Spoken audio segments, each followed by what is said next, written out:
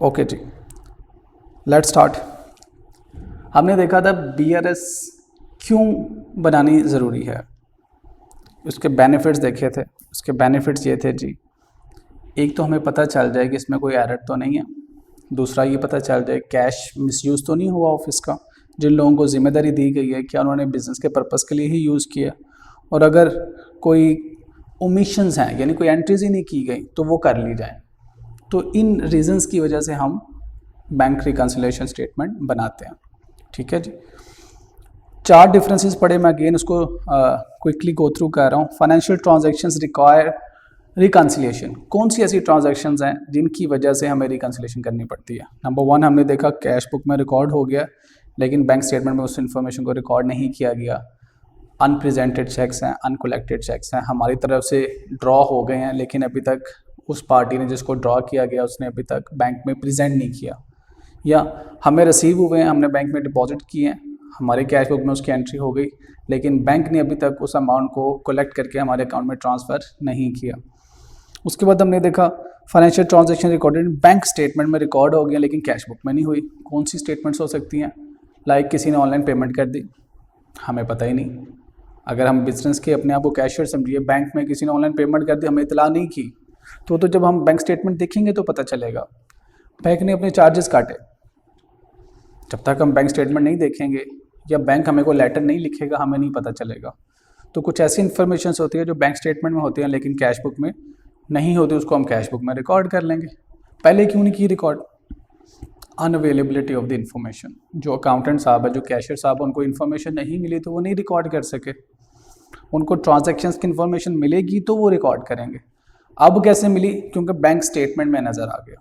Cash book इसी महीने की है, जितनी इन्फॉर्मेशन कैशियर साहब को मिली उन्होंने रिकॉर्ड कर ली, जो नहीं मिल सकी इन्फॉर्मेशन वो बैंक स्टेटमेंट में से मिली, अब रिकॉर्ड कर ली, उसको हम एडजस्टेड कैश बुक में लिख लेते हैं।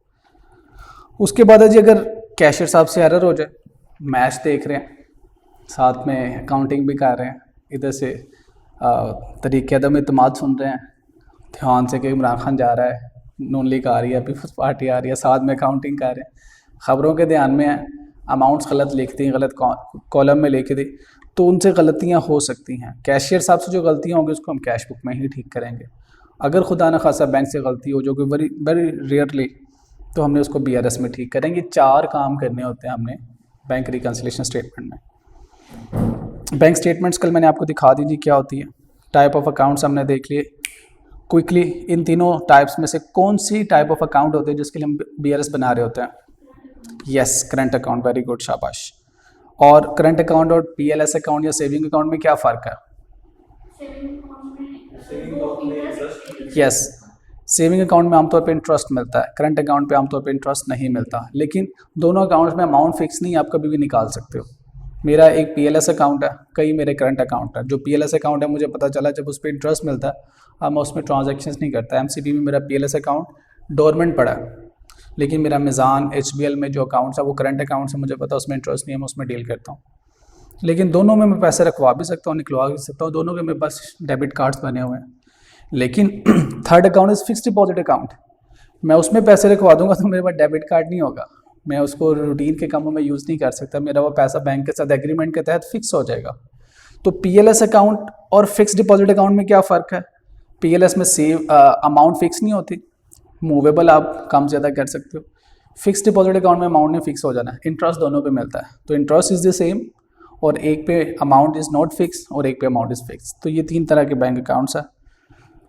फिर हमने कल कैश बुक देखी, सिंगल कॉलम, जिसमें सिर्फ कैश का कॉलम है, इसका बीआरएस से कोई ताल्लुक नहीं।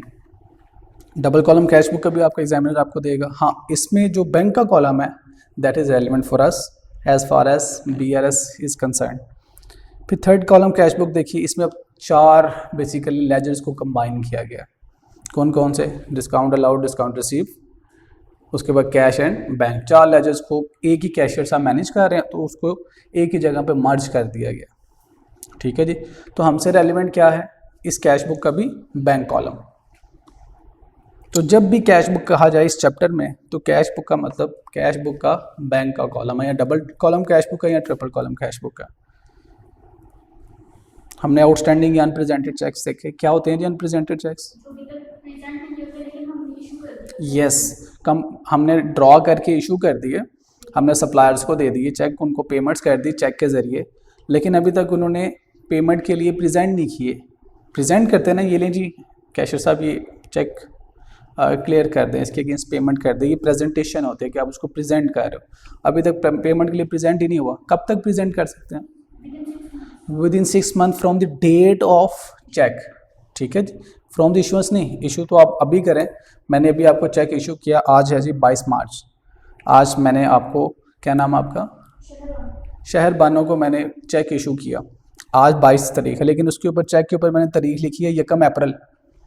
तो जो मैंने चेक पे डेट लिखी है ना, इसको हम कहते हैं पोस्ट डेटेड चेक्स। 22 मार्च को इशू किया, डेट लिख दी 1 अप्रैल, तो 22 मार्च और 1 अप्रैल के दरमियान में आप बैंक को प्रेजेंट नहीं कर सकते। प्रेजेंट करेंगे वो कहेगा सब्र करें, अभी आपके चेक की डेट नहीं आई। तो इशुएंस से 6 महीने काउंट नहीं करना है। कहाँ से करना है? जो चेक पे डेट लिखी हुई है ना, वहाँ से 6 महीने काउंट करना है। तो आपने हाफ बात याद रखी कि 6 मंथ्स के अंदर प्रेजेंट कर सकते हैं। कंप्लीट क्या थी? 6 months from the date of cheque. Cheque की डेट से 6 महीने के अंदर प्रेजेंट हो सकते हैं। तो ये ऐसी इन्फॉर्मेशन होती है जो कैश बुक में कैशियर साहब ने रिकॉर्ड की है, बैंक के पास इन्फॉर्मेशन ही नहीं है। जब तक प्रेजेंट नहीं होगा तो बैंक रिकॉर्ड नहीं कर सकता। उसके बाद जी अनकलेक्टेड चेक और अनक्लियर लॉजमेंट्स, इसको लॉजमेंट्स भी कहते हैं। जो आप बैंक में पैसे चेक जमा कराते हैं ना, इसको लॉजमेंट भी कहते हैं। अनकलेक्टेड चेक्स क्या होते हैं आपके ख्याल में जी? जो हम कस्टमर से लेते हैं और जब हम बैंक में डिपॉजिट करवाते हैं तो बैंक जो टाइम देता है उसे क्लीन कर देंगे, तो वो टाइम जो होता है तब चेक अनक्लियर होता है। किसी भी डेट पे अगर अभी तक पैसे नहीं आपके अकाउंट में ट्रांसफ़र करवा सका बैंक, तो उस डेट पे उस चेक का स्टेटस क्या होगा? अनकलेक्टेड। ठीक है जी, वेरी गुड। फिर हमने बेटा एक क्वेश्चन किया, क्विक क्वेश्चन किया। हमने कैश बुक और बैंक स्टेटमेंट को सामने रखा, दोनों को कंपेयर किया। ये जो ग्रीन से हाईलाइटेड है ये सारी इन्फॉर्मेशन सेम है दोनों जगहों पे। फिर जो ब्लू से हाईलाइटेड है ये कैश बुक में इन्फॉर्मेशन है, बैंक स्टेटमेंट में नहीं है, तो हमने इसको टेम्परेली BRS में लिस्ट डाउन कर लिया, स्टेट कर दिया कि ये फ़र्क है। फिर हमने बैंक स्टेटमेंट में जो इन्फॉर्मेशन है जो कैश बुक में नहीं, जो मैंने पर्पल कलर में लिखी हुई है, हमने इस इन्फॉर्मेशन को कैश बुक में रिकॉर्ड किया, क्योंकि ये इसी महीने से रिलेटेड है। 31 जनवरी और हमारी कैश बुक भी 31 जनवरी की है। तो ये फाइनेंशियल ट्रांजैक्शन हुई, पैसा हमारे अकाउंट से कटा 200, पैसा हमारे अकाउंट में आया 100 in the form of the dividend, जो कटा in the form of bank charges, है इसी महीने के अखराजात और इसी महीने की इनकम, तो इसको इसी महीने की कैश बुक में एडजस्ट होना चाहिए। पहले क्यों नहीं हुआ? In absence of information. अब इंफॉर्मेशन मिली है तो मैंने अपनी कैश बुक को रिवाइज कर लिया। तो रिवाइज कैश बुक का जो क्लोजिंग बैलेंस आता है वो हम कहाँ पे लिखते हैं? फाइनेंशियल स्टेटमेंट्स में ये वाला बैलेंस जाएगा। ठीक है जी। और ये जो बैंक स्टेटमेंट है ये इसका क्या करेंगे? कुछ भी नहीं करना, ये तो हमारे पास एक मेमोरेंडम है, ये अकाउंटिंग का हिस्सा नहीं है। ये तो हम कंट्रोल पर्पस के हमने अपनी मेमोरी के लिए एक मेमोरेंडम बनाया हुआ है कि ये डिफरेंसेस हैं। इन डिफरेंसेस को अब मैं कहाँ ट्रेस करूँगा? ये अनप्रेजेंटेड चेक्स और अनकलेक्टेड चेक्स मैं नेक्स्ट मंथ की बैंक स्टेटमेंट में ट्रेस करूँगा, क्या ये प्रेजेंट हो गए? अगर प्रेजेंट हो गए तो हमारा और बैंक का फ़र्क ख़त्म। हमारे अकाउंट में, हमारी कैश बुक में जनवरी में रिकॉर्ड हो गए, बैंक में फरवरी में प्रेजेंट हो गए, तो दोनों जगहों से इन्फॉर्मेशन क्रॉस चेक हो गई, तो अब इसका रिकन्सिलेशन से कोई ताल्लुक नहीं है। हाँ, अगर ये चेक दूसरे महीने में भी प्रेजेंट नहीं हुआ तो ये दूसरे महीने के लिए दोबारा अनप्रेजेंटेड आ जाएगा। ये बात समझ आई? यस, दोबारा इसको अनप्रेजेंटेड में हमने मेंशन करना है। कब तक?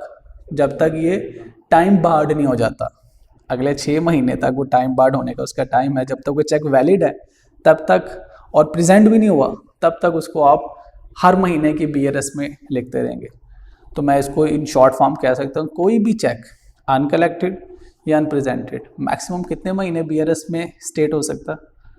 6 मंथ्स तक। 6 मंथ्स अगर किसी चेक को हो गए तो अब उसका स्टेटस अनप्रेजेंटेड अनकलेक्टेड से चेंज होके टाइम बार्ड हो गया। ठीक है जी। तो एक ही चेक है, टाइम के मुताबिक उसकी वैलिडिटी चेंज हो जाती है, उसके मुताबिक हम उसका ट्रीटमेंट कर लेते हैं। ठीक है जी। ओके, पहली टाइप ऑफ क्वेश्चन हमने पढ़ ली जी। मरियम का सवाल है, sir the only balance that matter is the adjusted balance of the cash book. Yes Mariam, you are very right बेटा, यू गॉट इट राइटली। ये जो बैलेंस है एडजस्टेड कैश बुक का, देखें before adjustment it was it was 52500 before adjustment. अगर हमें additional information ना मिलती बैंक स्टेटमेंट से तो हमने 52500 को ट्रायल बैलेंस में लिखना था। ट्रायल बैलेंस इसने फाइनेंशियल स्टेटमेंट्स में करंट एसेट्स में चला जाना था। लेकिन हमें टाइमली इन्फॉर्मेशन मिल गई कि इस महीने की 2 transaction dividend and bank charges ये तो कैश बुक में रिकॉर्ड नहीं हुई। कहाँ से मिली? बैंक स्टेटमेंट से मिल गई, ये जो मैंने पर्पल किया हुआ है। तो हमारी जो ओरिजिनल कैश बुक थी उसमें ये 2 इस महीने की ट्रांजैक्शंस लैक ऑफ इन्फॉर्मेशन की वजह से नहीं रिकॉर्ड हुई। अब इन्फॉर्मेशन मिली है तो मैंने अपनी कैश बुक को एडजस्ट किया, तो मेरी कैश बुक का इनफैक्ट बैलेंस बनता है 52400 एडजस्टेड बैलेंस, करेक्टेड बैलेंस, ठीक बैलेंस। इस बैलेंस को हम ट्रायल बैलेंस में लेके जाएंगे। ओके मरियम? ओके, चलें जी नेक्स्ट मूव करते हैं। हमने फर्स्ट टाइप ऑफ क्वेश्चंस देख लिया। फर्स्ट टाइप ऑफ क्वेश्चंस में ये टाइप ऑफ क्वेश्चन हमने ना एग्जामिनर के पॉइंट ऑफ व्यू से बनाया हुआ, यानी वो डेटा किस तरह से देगा और हमने उसको कैटर कैसे करना है। फर्स्ट टाइप ऑफ क्वेश्चन में हमने देखा हमें एक बैंक स्टेटमेंट मिलेगी और एक कैश बुक मिलेगी। अगर ऐसा सवाल होगा और ओपनिंग बैलेंसेस या तो नील है या ओपनिंग बैलेंसेस क्या हैं, इक्वल हैं, ठीक है, यहाँ तो नील है या इक्वल है, तो हम इस तरह के क्वेश्चंस को कहते हैं फर्स्ट टाइप ऑफ क्वेश्चंस। इनको कैसे डील करना है ये मैंने आपको इसको सारा प्रोसेस नीचे लिस्ट डाउन कर दिया हुआ। तो हमने क्वेश्चन की इन्फॉर्मेशन को देख के आइडेंटिफाई करना है कि एग्जामिनर हमसे क्या करवाना चाहता। एक क्वेश्चन मैंने आपको बेटा होमवर्क के तौर पे दिया था, ये किया आपने जी?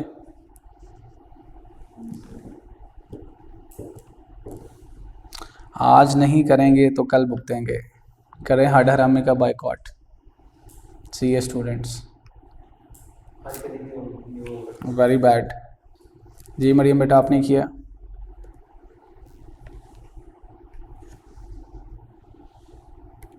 मेहमान आए हुए हैं, मेहमान? No sir. ओके, आप लोग तो इस क्लास में ऐसे हैं जैसे मेहमान आए होते हैं। जब मेहमान जाता है किसी के घर में ना तो जाकर आराम से बैठना होता है, खाना शाना खाना होता है, चाय शाय पी के अच्छा जी अल्लाह हाफिज़। तो आप ऐसे मेहमान हैं, आए हैं आराम से बैठ के, टीचर आए हैं पढ़ाएं जाएं अपना काम करें।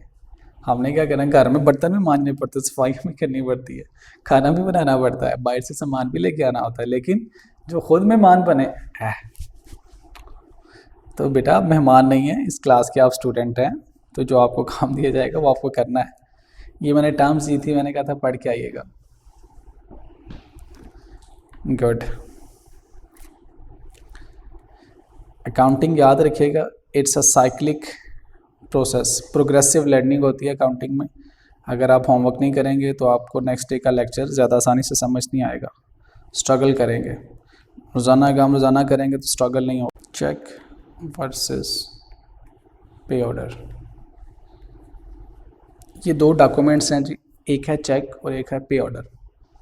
चेक बुक क्या डॉक्यूमेंट है? ये अकाउंट होल्डर, लाइक हम आप दोनों एज्यूम कर लें आप अकाउंट होल्डर, मैं एज्यूम करता हूँ कि मैं बैंकर हूँ। जब आपने मेरे पास, ठीक है, जब आपने मेरे पास बैंक अकाउंट ओपन करवाया, मेरे पास कुछ पैसे रखवाए, वो आपकी अमानत पड़ी है मेरे पास, या मेरे लिए लाइबिलिटी एज ए बैंक। मैं आपको एक चेक बुक दे दूँगा, उसके ऊपर सीरियल नंबर लिखे होते हैं। वो चेक बुक जो है ना बुकलेट फॉर्म में, उसके अंदर लीव्स होते हैं, चेक लीव्स होते हैं, 10 पेजेस, 20 पेजेस, 100 पेजेस, 100 पेजेस तक होती है मैक्सिमम। मैंने आपको वो चेक बुक दे दी। अब आपको जब अपने पैसे निकलवाने हैं ना, तो आप क्या करेंगे, उस चेक बुक पे मुझे ऑर्डर करेंगे, पे कैश, पे मिस्टर अली, पे मिस्टर ज़ुहैब, पे ऑन अकाउंट, इसके अकाउंट में जमा करा दें, ऑन अकाउंट ऑफ। तो ये है चेक बुक। चेक बुक एक ऐसा डॉक्यूमेंट है जिससे अकाउंट होल्डर अपने बैंक को ऑर्डर प्लेस करता है कि मेरे पैसे इस शख्स को दे दे जिसके पास चेक है, या इसके अकाउंट में ट्रांसफ़र कर दे, जिसका आप ऊपर नाम लिखे इंस्ट्रक्शंस करते हैं। पे ऑर्डर क्या है, देखें उसका नाम ही क्या है, पे ऑर्डर, पे करने का ऑर्डर। अब अगेन डॉक्यूमेंट, और ये भी वही है जो आपको, जो अकाउंट होल्डर बैंक को ऑर्डर कर रहा है कि पे कर दें। अब ये देखिए ज़रा गौर कीजिएगा, आपने मेरे पास रखवाया 1 लाख रुपया, ठीक है जी, मैं बैलेंस एज्यूम करता हूँ, बैलेंस एज्यूम करते हैं 1,00,000 रुपया आपका मेरे पास एज ए बैलेंस पड़ा हुआ, बैंक बैलेंस लिख देता हूँ मैं। अब आप चेक ड्रॉ कर रहे हैं मुझे ऑर्डर करने के लिए, मैं बैंक हूँ, मुझे ऑर्डर करने के लिए चेक ड्रॉ कर रहे हैं, चेक ऑफ ₹50,000,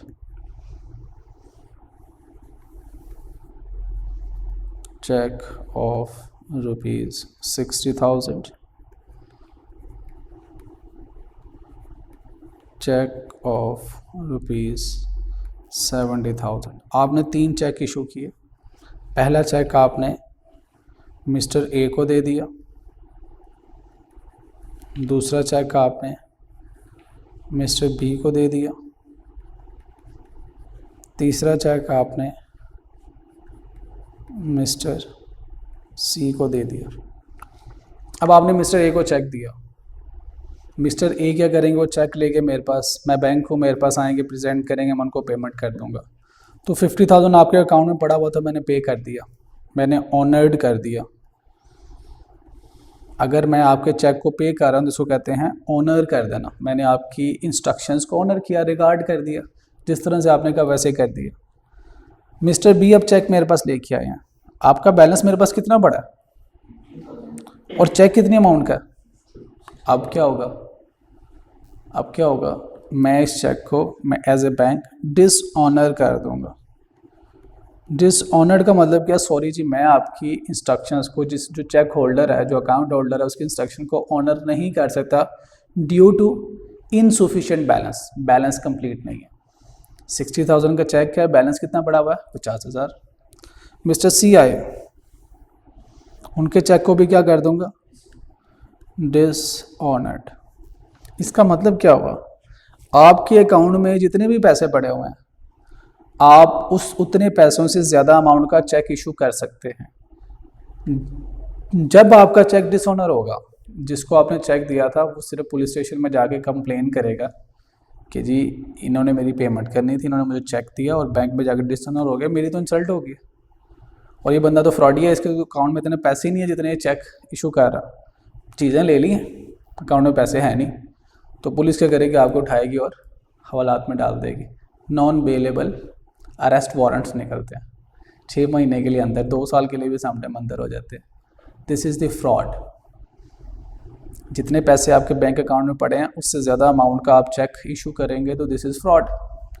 मेरे साथ अभी कल हुआ, कल मैंने अपने असिस्टेंट को, मेरी एक कंपनी है हीफर एंड फ्रीजन प्राइवेट लिमिटेड के नाम से, डेयरी फार्म है बेसिकली मेरा, तो डेयरी फार्म का जो अकाउंट है वो ये करीबी HBL बैंक में है। मैंने अपने असिस्टेंट को एक अमाउंट लिख के दी, किसी को पेमेंट करनी थी कि ये लो यार ये चेक से निकलवा लाओ। वो वहाँ पे जाकर उसने मुझे कॉल की, कहते सर बैलेंस इनसफिशिएंट। मेरा बैलेंस कैसे इनसफिशिएंट हो गया, वो तो मेरा अपना असिस्टेंट था। वो गया, अपना टाइम निकाल के बैंक गया, उसने पेमेंट वहाँ से रिक्वेस्ट की, प्रेजेंट किया चेक। जो कैशियर साहब थे वो कहते जी इस अकाउंट में तो इतने बैलेंस ही नहीं है, नहीं ऑनर हो सकता। अब अगर कोई थर्ड पर्सन होता तो वो इंसल्ट फील करता, वो कहता अच्छा इसके ऊपर स्टैंप लगा दे डिसऑनर्ड की, वो बैंक डिसऑनर्ड की स्टैंप लगाता, गवर्नमेंट से उसको नोटिफाई कराते हो, गवर्नमेंट का नोटिस में लेके आते हो, पुलिस स्टेशन जाते हो, तो मैं इधर क्लास में होऊंगा तो पुलिस आएगी लेके चली जाएगी। अब मेरा असिस्टेंट था, उसने कहा सर बैलेंस नहीं, मैं कहा बेटा आप आओ मैं आपको दूसरा चेक बना देता हूँ। हमें जब क्लासेस से फ्री हुआ तो जिस शख्स ने मेरे अकाउंट में पैसे भेजने थे, मैंने उस कंपनी को अप्रोच किया, जी मेरे अकाउंट में आपने कहा था मंडे की सुबह 9 बजे बैलेंस हो गया, मैंने तो उसके मुताबिक आगे चेक इशू किया और अभी तक आपकी ट्रांजैक्शन एग्जीक्यूट ही नहीं हुई। तो उन्होंने अपोलोजाइज़ किया। अब देखिए मेरे बैलेंस में पैसे नहीं है लेकिन मैंने चेक इशू कर दिया, चूँकि वो मेरा असिस्टेंट था तो उसने मेरे ऊपर लीगल एक्शन नहीं लिया। अगर मेरा असिस्टेंट ना होता तो उसने मेरे ऊपर लीगल एक्शन ले सकना था। ठीक है, तो यहाँ से हमें ये पता चला कि अगर हमारे बैलेंस में पैसे कम पड़े, हम ज़्यादा अमाउंट के चेक्स इशू कर सकते हैं, जो कि लीगली क्या है, फ्रॉड है, इट्स इलीगल। ठीक है, पे ऑर्डर देखते हैं। व्हाट इज पे ऑर्डर? पे ऑर्डर आपके पास अब कोई बुक नहीं है, चेक बुक आपके पास नहीं है। आप क्या करते हो, आप चेक लिखते हो, चेक ऑफ ₹50,000, ये आपने बैंक को देना होता है, बैंक के नाम का चेक लिखते हो। फॉर एग्जांपल मैं बैंक हूँ, आप मेरे पास ही आएंगे, ये लें आपके नाम का चेक, बैंक को चेक मिल गया, बैंक ये चेक रिसीव करने के बाद एक पे ऑर्डर बनाएगा, pay order in the name of third party. जी जी, चेक बुक तो आपको मिलेगी ना जी, चेक बुक तो बैंक आपको देता है इस फॉर्म में। मैं कह रहा हूँ चेक बुक तो है आपके पास, चेक बुक है, वो नहीं मैं मना कर रहा, चेक बुक है आपके पास, लेकिन पे ऑर्डर क्या है उसका डिफरेंस बताने लगा हूँ। पे ऑर्डर के लिए अकाउंट होल्डर को बैंक के पास जाना पड़ता है, उसको अपना चेक देना पड़ता है और उसको कहना पड़ता है कि आप पे ऑर्डर बना दें। अब ये बैंक इस डॉक्यूमेंट को क्रिएट करता है, बैंक इस डॉक्यूमेंट को क्रिएट करता है, चेक करता है कि बैलेंस कितना अवेलेबल है। अगर मेरे अकाउंट में 1 लाख अवेलेबल था, 50,000 रुपये का पे ऑर्डर बैंक बना देगा। जब वो पे ऑर्डर बनाएगा तो वो ये 50,000 रुपये एक साइड पर रिजर्व कर लेगा। अब वो 50,000 मैं नहीं निकलवा सकता, ये उसी शख्स को पे होगा जिसके नाम पे पे ऑर्डर बना है। जिस वक्त बैंक ने पे ऑर्डर बनाया वो अमाउंट उस अकाउंट में फ्रीज हो जाती है, उस शख्स के नाम पे जिसके नाम पे पे ऑर्डर बना है वो आके उसको प्रेजेंट करेगा, उसके अकाउंट में पे हो जाएंगे। जितनी गाड़ियों की प्रॉपर्टी की ट्रांजैक्शंस होती हैं, मैंने गाड़ी पसंद की किसी शोरूम पे जाके, मुझे गाड़ी पसंद आ गई, कैश तो अब मैं 50-60 लाख रुपए कैश तो नहीं लेके जाऊंगा साथ, तो कंपनी कहती है ठीक है वो गाड़ी पसंद आ गई आप लें, बैंक से पे ऑर्डर बना दें। चेक कंपनी वसूल नहीं करती। आप एज्यूम करिए आपके अकाउंट में पैसे नहीं हैं, आप गाड़ी खरीदने गए हैं, 50 लाख की गाड़ी है, आपके अकाउंट में नील पैसे पड़े हैं, है ही नहीं। आपने उसको चाहिए ले 50 लाख रुपए की चेक, उसने आपको चाबी दिली गाड़ी लेके आ जाए। अब वो जब चेक ऑनर कराने जाएगा, प्रेजेंट करेगा तो क्या होगा, डिसऑनर। तो जो शोरूम वाले होते हैं वो कहते हैं ठीक है भाईजान आप बड़े अमीर हैं, गाड़ी आप ले सकते हैं, आप काइंडली पे ऑर्डर बनवा दें। तो वो गाड़ी जिसने ख़रीदनी है कस्टमर बैंक के पास जाता है, पे ऑर्डर बनवाता है, पे ऑर्डर जाकर शोरूम वालों को देता है और वहाँ से गाड़ी की चाबी लेके आ जाता है। उस पे ऑर्डर को देख के कार के शोरूम को यकीन हो जाता है कि मेरे इसके बैंक ने ये पैसा मेरे लिए फ्रीज़ कर दिया, इसके अकाउंट में अवेलेबल भी है। जी हो सकता है कैंसिल भी हो सकता है, जिसके नाम पे बना हुआ उसकी मुशावरत के साथ। अगर गाड़ी नहीं ली तो फिर उसको कैंसिल कराएंगे आप, ठीक है। तो पे ऑर्डर जिसने बनवाया वो भी कैंसिल करा सकता है, बिल्कुल करा सकता है बिफोर इशुएंस। अब वो पैसा क्या है, फ्रीज है, ठीक है। अगर आपने पे ऑर्डर बनाया, पे ऑर्डर बनाने के उसको कैंसिल करा दिया और पेमेंट नहीं हुई तो ये उससे भी बड़ा फ्रॉड है। ये जो पहले वाला फ्रॉड था उससे बड़ा फ्रॉड है। पे ऑर्डर इतनी आसानी से कैंसिल नहीं होता, उस पर बैंक की क्रेडिबिलिटी आ जाती है। जो शोरूम वाला उसने बैंक के ऊपर इतमाद किया, आप पे इतमाद नहीं किया। आप पे इतमाद करता तो आपका चेक ले लेता, उसने बैंक पे इतमाद किया कि बैंक कह रहा है कि इसके पास पैसे अवेलेबल है, बैंक ने मेरे लिए रिजर्व कर दिया तो अब मैं इसको गाड़ी दे रहा हूँ। तो अगर बैंक आपका पे ऑर्डर कैंसिल कर देता तो बैंक की अपनी क्रेडिबिलिटी ऑन स्टेक आ जाती है। इतनी आसानी से पे ऑर्डर कैंसिल आउट नहीं होता। नो, चेक में फ्रॉड हो सकता है, पे ऑर्डर में फ्रॉड नहीं हो सकता। तो गाड़ियों में प्रॉपर्टी की डीलिंग में आमतौर पे पे ऑर्डर यूज़ होता है। तो पे ऑर्डर कौन ड्रॉ करता है, ड्रॉ बाय बैंक। ये इन दोनों में फ़र्क है, समझ आ गई जी। मैंने कहा था ये पढ़ के आइएगा। चेक बुक से इशू होगी वो आपके पास है, पे ऑर्डर बैंक इशू करेगा, आपकी रिक्वेस्ट पे इशू करेगा। पे ऑर्डर जितनी अमाउंट है उससे ज़्यादा अमाउंट का नहीं बन सकता, चेक जितनी अमाउंट पड़ी उससे ज़्यादा अमाउंट का बन सकता है। चेक में फ्रॉड होने के चांसेस है, पे ऑर्डर में फ्रॉड होने के चांसेस नहीं हैं। यहाँ तक क्लियर जी, ओके। अब आप ये पढ़ भी लीजिए, चेक का एक पैराग्राफ पढ़िए और पे ऑर्डर का पैराग्राफ पढ़िए। देखिए जी वही बातें लिखी हैं जो मैंने आपको बताया। चेक क्या है, कैसा डॉक्यूमेंट है जो कि अकाउंट होल्डर ड्रॉ करता है। इसका प्रॉब्लम क्या है, थर्ड लाइन में हाफ के बाद लिखा हुआ but a cheque is not secured, cheque secured नहीं है। As it contain a chance of dishonouring, वो डिसऑनर हो सकता है। Due to fact that signature में भी डिफर हो सकता है, सिग्नेचर ना ठीक किया हो। The writer has insufficient balance उसमें नहीं है। पे ऑर्डर के बारे में कहते हैं it is a financial instrument issued by bank ने इशू किया on behalf of customer. Cheque कौन इशू करता है, आपने खुद इशू करना है। पे ऑर्डर बैंक आपके बिहाफ पे इशू करेगा। Stated an order to pay a specific amount to the specified person within the same city, within same city है। In payment order is pre printed, ये भी pre printed होता है, आपको print form में check की तरह के डॉक्यूमेंट लगता है। With the word not negotiable, आप किसी के नाम पे ट्रांसफ़र नहीं कर सकते। आगे सबसे इंपॉर्टेंट बात, there is no chance of dishonouring, कोई चांस ही नहीं है कि डिसऑनर हो जाए। क्यों?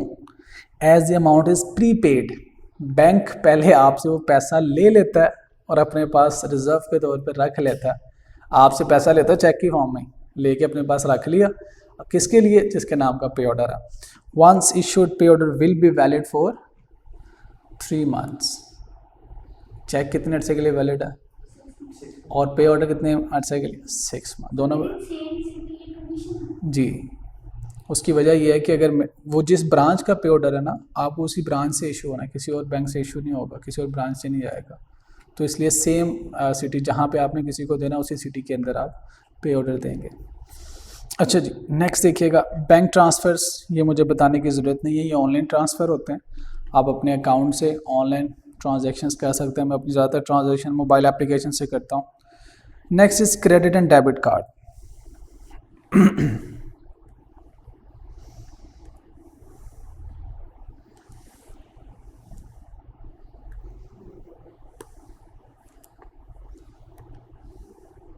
चलिए मैं पहले समझा देता हूँ what is debit card, what is credit card.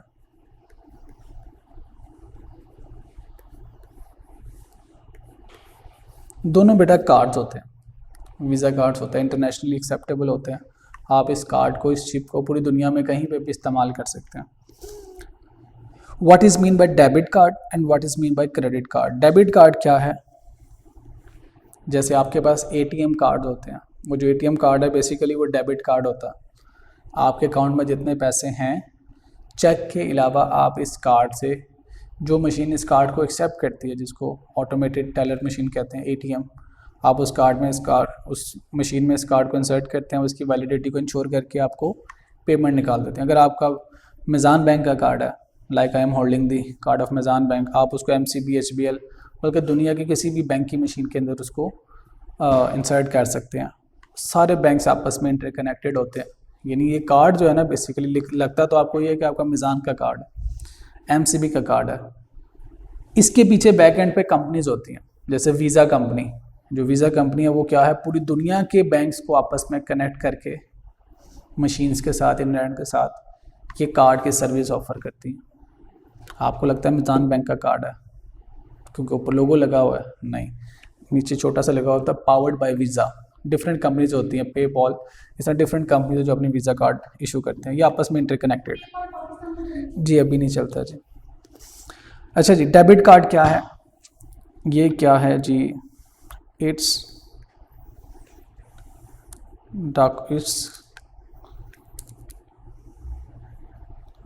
it's a card used to withdraw from available balance at bank account. Bank account में जो अवेलेबल बैलेंस है उसको विड्रॉ करने के लिए ये कार्ड यूज़ किया जाता। मतलब मेरे पास एटीएम कार्ड या डेबिट कार्ड है। डेबिट का मतलब क्या है? मैंने उस मशीन के अंदर इस कार्ड को इंसर्ट करना, उसने वैलिडिटी इंश्योर करनी है। मैं उसको कहता हूँ 50,000 की लिमिट है मेरे कार्ड की, 50,000 रुपीज़ मशीन से निकालता हूँ। 50,000 लिख के मैं उसको एक्सेप्ट पे क्लिक करता हूँ, मशीन कर कर कर आपके नोट गिनती है, आपका कार्ड आपको वापस देती है और आपकी अमाउंट निकालते हैं, आप अमाउंट रिसीव करते हो, फिर आपको रसीद दे देती है। अगर मेरे अकाउंट में 40,000 है, मैं उस कार्ड के ज़रिए 50,000 की रिक्वेस्ट कर रहा हूँ, तो वो मशीन इनसफिशिएंट बैलेंस का, बिल्कुल वैसे जैसे चेक डिसऑनर हो गया, बिल्कुल उसी तरह वो कहेगी इनसफिशिएंट बैलेंस है। मैं इस कार्ड को ऑनलाइन ट्रांजैक्शंस के लिए यूज़ करता हूँ। अगर मेरे बैलेंस में, मेरे अकाउंट में बैलेंस नहीं है, पैसा नहीं है, तो वो ट्रांजैक्शन एग्जीक्यूट नहीं होगी, मैं ऑनलाइन परचेजिंग नहीं कर सकता। डेबिट का मतलब क्या है? आपके पास, मैं बैंक हूँ, आपने मेरे पास 1 लाख रुपए रखवाया, तो मेरे लिए क्या है ये? लाइबिलिटी। लाइबिलिटी की नेचर क्या होती है? Credit in nature. मेरे पास जो पैसा पड़ा आपका क्रेडिट में, बैंक के point of view say that is liability. जब आप डेबिट कार्ड यूज़ करेंगे तो मैं आपको डेबिट करूंगा, आपकी लाइबिलिटी में कमी आती रही। जितनी दफ़ा पैसा निकलवाएंगे मैं आपको डेबिट कर रहा हूँ, डेबिट। तो इस कार्ड के जरिए सिर्फ आप अपने आप को डेबिट कर सकते हो। यानी आपकी नज़र से तो वो आपका बैलेंस कम हो रहा है, बैंक का बैलेंस कम होगा, आप उसको क्रेडिट करेंगे, लेकिन कार्ड किसने इशू किया? बैंक ने। बैंक के पॉइंट ऑफ व्यू से ये डेबिट की एक डिवाइस है, आप यहाँ से पैसा निकलवा सकते हो। तो बैंक के पॉइंट ऑफ व्यू से दिस इज डेबिट कार्ड कि इसमें से डेबिट होना है क्या, आपकी जो लाइबिलिटी में पड़ी हुई है उसमें कमी होनी है, लाइबिलिटी में decrease in liability is the debit. तो इस कार्ड ने सिर्फ डेबिट करना है, जितना पैसा है उतना ही डेबिट कर सकता है, उससे ज़्यादा डेबिट नहीं कर सकता। What is mean by credit card, इसके बैक एंड पे कोई पैसा बैंक के पास नहीं पड़ा हुआ, it's loan facility up to sanctioned limit. Section limit है से ₹150,000। अब ये कार्ड क्या है, क्रेडिट कंपनीज आती हैं हमारे पास कि आप जी क्रेडिट कार्ड ले लें, जब आपको ज़रूरत होगी आप उसमें से पैसे निकलवा लें, विद इन 7 डेज आप वापस कर देंगे तो कोई इंटरेस्ट नहीं है, विद इन 30 डेज वापस कर देंगे तो कोई इंटरेस्ट नहीं है। हाँ, 30 डेज़ के अंदर आपने अपने पैसे वापस नहीं किए तो अब आपको बैंक इंटरेस्ट चार्ज करेगा। तो this is the type of loan. ये क्या है, इट्स लोन। ये क्या है, लोन। ये क्या है, एसेट। आपके पॉइंट ऑफ व्यू से यानी अकाउंट होल्डर के पॉइंट ऑफ से एसेट है, यानी इस कार्ड के अंदर मेरे इतने पैसे पड़े वो निकाल लूंगा। लेकिन क्रेडिट कार्ड क्या है, बैंक में कोई पैसा नहीं पड़ा, बैंक ने आपको एक सहूलत दी है कि आप मैक्सिमम 1.5 लाख तक लोन ले सकते हैं। ये भी कार्ड उसी एटीएम मशीन में जाएगा, इस लिमिट के अंदर रहते रहते आप जितने पैसे इसमें लिखेंगे निकल आएंगे। जब ये पैसे निकलेंगे तो ये क्या है, क्रेडिट कार्ड है, बैंक आपको क्रेडिट करेगा कि मेरी इनकम हो गई है। तो अब आपकी लाइबिलिटी बनती रहेगी, इसने आपको लाइबिलिटी में लेके जाना है, ये आपके लिए कर्जा है। तो ये है इन दोनों में डिफरेंस। जी जी बिल्कुल हो सकता है, पूरी दुनिया के एटीएम में यूज़ हो सकता है। इसके बैक एंड पे भी वही कंपनी है, वीज़ा कंपनी, जो इशू करती है। लेकिन जी बैंक आपकी वर्थ देख के डिसाइड करता है। कुछ लोगों के पास 10 लाख की लिमिट है, 20 लाख की, 50 लाख की, डिपेंड अपॉन वो आपकी बैंक स्टेटमेंट देखते हैं, आपकी सैलरी कितनी है, आपके बिजनेस का प्रॉफिट कितना, आपके पैसे कितने पड़े हुए हैं, उसके मुताबिक आपको लिमिट सैंक्शन करते हैं, यानी लिमिट अलाउ करते हैं। तो डेबिट कार्ड क्या है, अपना ही पैसा निकलता है। क्रेडिट कार्ड क्या है, कर्जे का पैसा निकलता है। ठीक है जी, दोनों कार्ड में फ़र्क समझ आ गया है। दोनों एक जैसे कार्ड, एक डेबिट कार्ड और एक क्रेडिट कार्ड। गॉट इट जी। अगर आपने पढ़ा होता तो आज मेरा इतना टाइम ना लगता, निकम्मो। Next is direct debit. अच्छा, आप इसको पढ़ लें, चलें पढ़ लीजिएगा फिर। डेबिट, डायरेक्ट डेबिट का मतलब क्या है?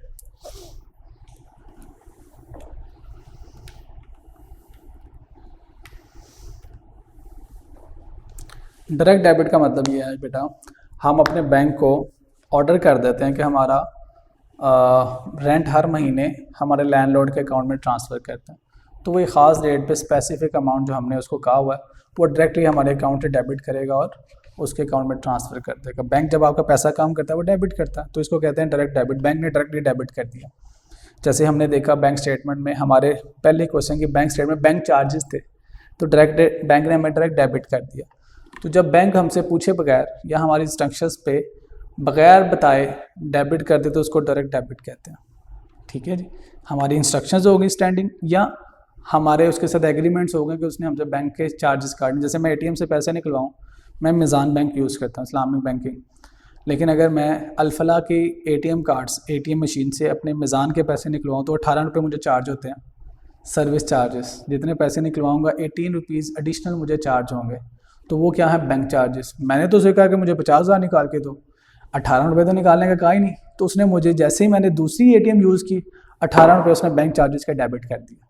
तो इसको कहते हैं डायरेक्ट डेबिट, क्योंकि उसने अपना रेट सेट किया। मुझे ईमेल आई हुई है कि आप अगर किसी भी दूसरी मिज़ान के अलावा एटीएम को यूज़ करेंगे तो आपको 18 रुपये एक्स्ट्रा बैंक के सर्विस चार्जेस देने पड़ेंगे। तो आपने जब वो सर्विस यूज़ की तो उसने 18 रुपये बगैर बताया वो काट लिए। This is directly debit by the bank. यही लिखा हुआ है, देख लीजिए, पढ़ लीजिए। This method is normally use for the monthly utility bills और credit card payments. Debit advice क्या है? Debit advice is the document. जब बैंक आपको डेबिट करता है तो आपको एक डॉक्यूमेंट भेजता है, उसका एविडेंस कि मैंने आपको डेबिट कर दिया, आप भी अपना रिकॉर्ड अपडेट कर लें। तो कुछ ऐसे केसेस हैं जिसमें बैंक डेबिट एडवाइस इशू कर देता है, यानी नोटिफाई करता है आपके कैशियर को by email, by postal courier, by postal को 2 ही ऑप्शन हैं, या SMS।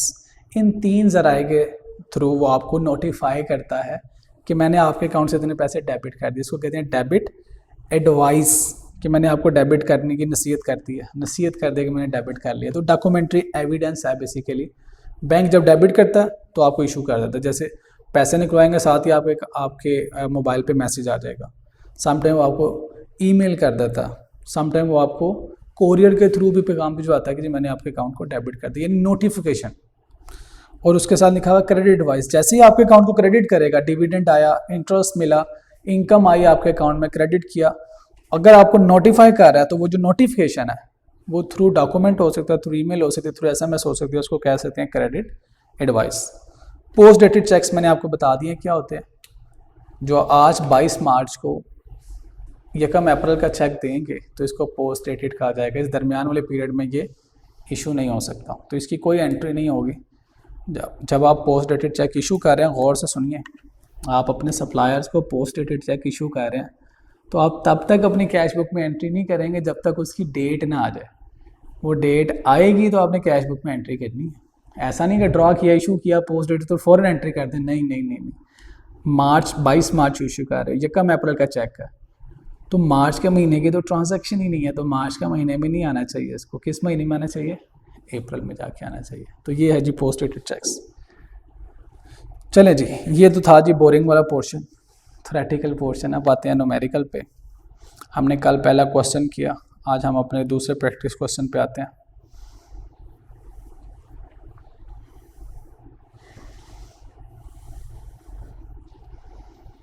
Type 2 questions. इसमें क्या होगा बेटा,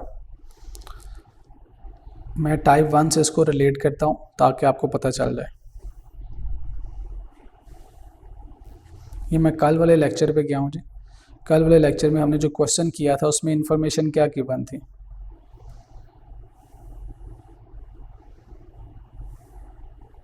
ये देखिए कल वाले क्वेश्चन में क्या इंफॉर्मेशन गिवन थी। आपको एक कैश बुक गिवन है, एक बैंक स्टेटमेंट गिवन है, आपने उन दोनों को आपस में कंपेयर किया। जो डिफरेंसेस थे ब्लू में एंड पर्पल में, ये दोनों आइडेंटिफाई किए और पर्पल को कैश बुक में लिख दिया, ब्लू को आपने PRS में लिख दिया। ठीक है, अब हम जो क्वेश्चन करने लगे ना आपको कैश बुक मिलेगी ना आपको बैंक स्टेटमेंट मिलेगी, आपको दोनों क्लोजिंग बैलेंसेस मिल सकते हैं, दोनों में से एक क्लोजिंग बैलेंस मिल सकता है, या कैश बुक का बैलेंस देगा या बैंक स्टेटमेंट का बैलेंस देगा। ये जो ब्लू में आपने हाईलाइट किया है ना कैश बुक की इंफॉर्मेशन, ये 3 चेक्स जो कि बैंक में नहीं है, वो ये आपको स्टेटमेंट फॉर्म में लिख के देगा। सिर्फ ये वाले डिफरेंसेस लिस्ट डाउन कर देगा अंग्रेजी की लाइनों में। इसी तरह वो जो पर्पल 2 डिफरेंस है ना, सिर्फ ये नीचे डिफरेंस बताएगा। तो आपने करना वही काम है, एडजस्टेड कैश बुक बनानी है, BRS बनानी है, लेकिन अब उसका इंफॉर्मेशन देने का अंदाज बदल गया। अब उसने दोनों स्टेटमेंट्स देने की बजाय इन दोनों स्टेटमेंट्स के जो डिफरेंसेस हैं या एरर्स हैं वो नीचे आपको लिस्ट डाउन कर देगा। आपने उस इंग्लिश को पढ़ के उसके मुताबिक उसका ट्रीटमेंट करना। पॉइंट समझे हैं जी। तो यानी ये वाले जो चेक है ये कौन से, अनकलेक्टेड, ब्लू वाले अनकलेक्टेड, ये क्या नाम है जी, ए ब्रदर्स। अनकलेक्टेड चेक नीचे अंग्रेजी की लाइन में लिख के देगा। अनप्रेजेंटेड चेक के बारे में बताएगा, आपने ड्रॉ कर दिया अभी तक प्रेजेंट नहीं हुए, इंग्लिश में लिख के बताएगा। अभी तो हमने यहाँ से ट्रेस किया था, अब हमें यहाँ से ट्रेस करने की ज़रूरत नहीं है, अब उसने सिर्फ हमें डिफरेंसेस और एरर्स ही बताने हैं। ये है, इसको हम कहते हैं टाइप 2 क्वेश्चंस। एग्जामिनर की मर्जी है, वो जैसे मर्जी इंफॉर्मेशन आपको दे, उसकी प्रैक्टिस करते हैं जी।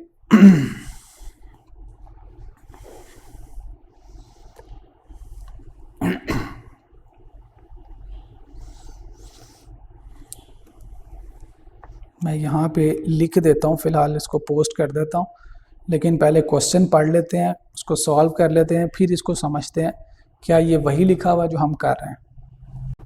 ये बेटा ऑटम 2002 में ये आपके पास पेपर्स का सवाल है जो मैंने यहाँ पे लिखा हुआ। यानी आज we are having second lecture और हम ICAP लेवल का सवाल सॉल्व करने लगे हैं।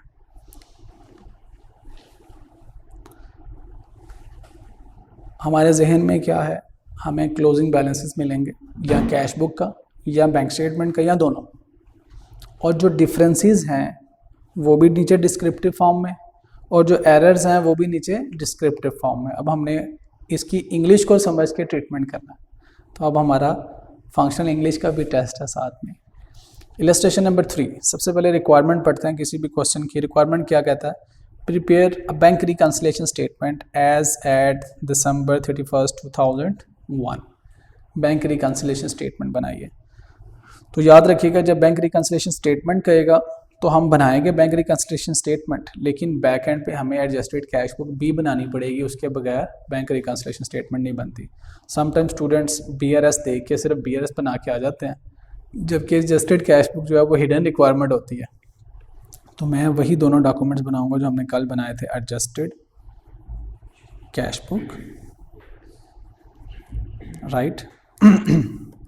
अब हमारा अकाउंटिंग के साथ साथ बेटा इंग्लिश का इम्तिहान होगा, और इंग्लिश के इम्तिहान में अक्सर बच्चे जो है ना वो वो अक्सर बच्चे रह जाते हैं। अकाउंटिंग का इम्तिहान पास हो जाता है, इंग्लिश की वजह से रह जाता है जी। बैंक रिकन्सिलिएशन स्टेटमेंट, मैंने अभी फॉर्मेट नहीं लिखा। कल तक जो हमने सीखा था वो क्या था? बैलेंस एज पर क्या आना है? एडजस्टेड कैश बुक, ठीक है जी। उसके बाद हमने नीचे जाके लिखा था बैलेंस एज पर, क्या लिखना है जी? एज पर बैंक स्टेटमेंट,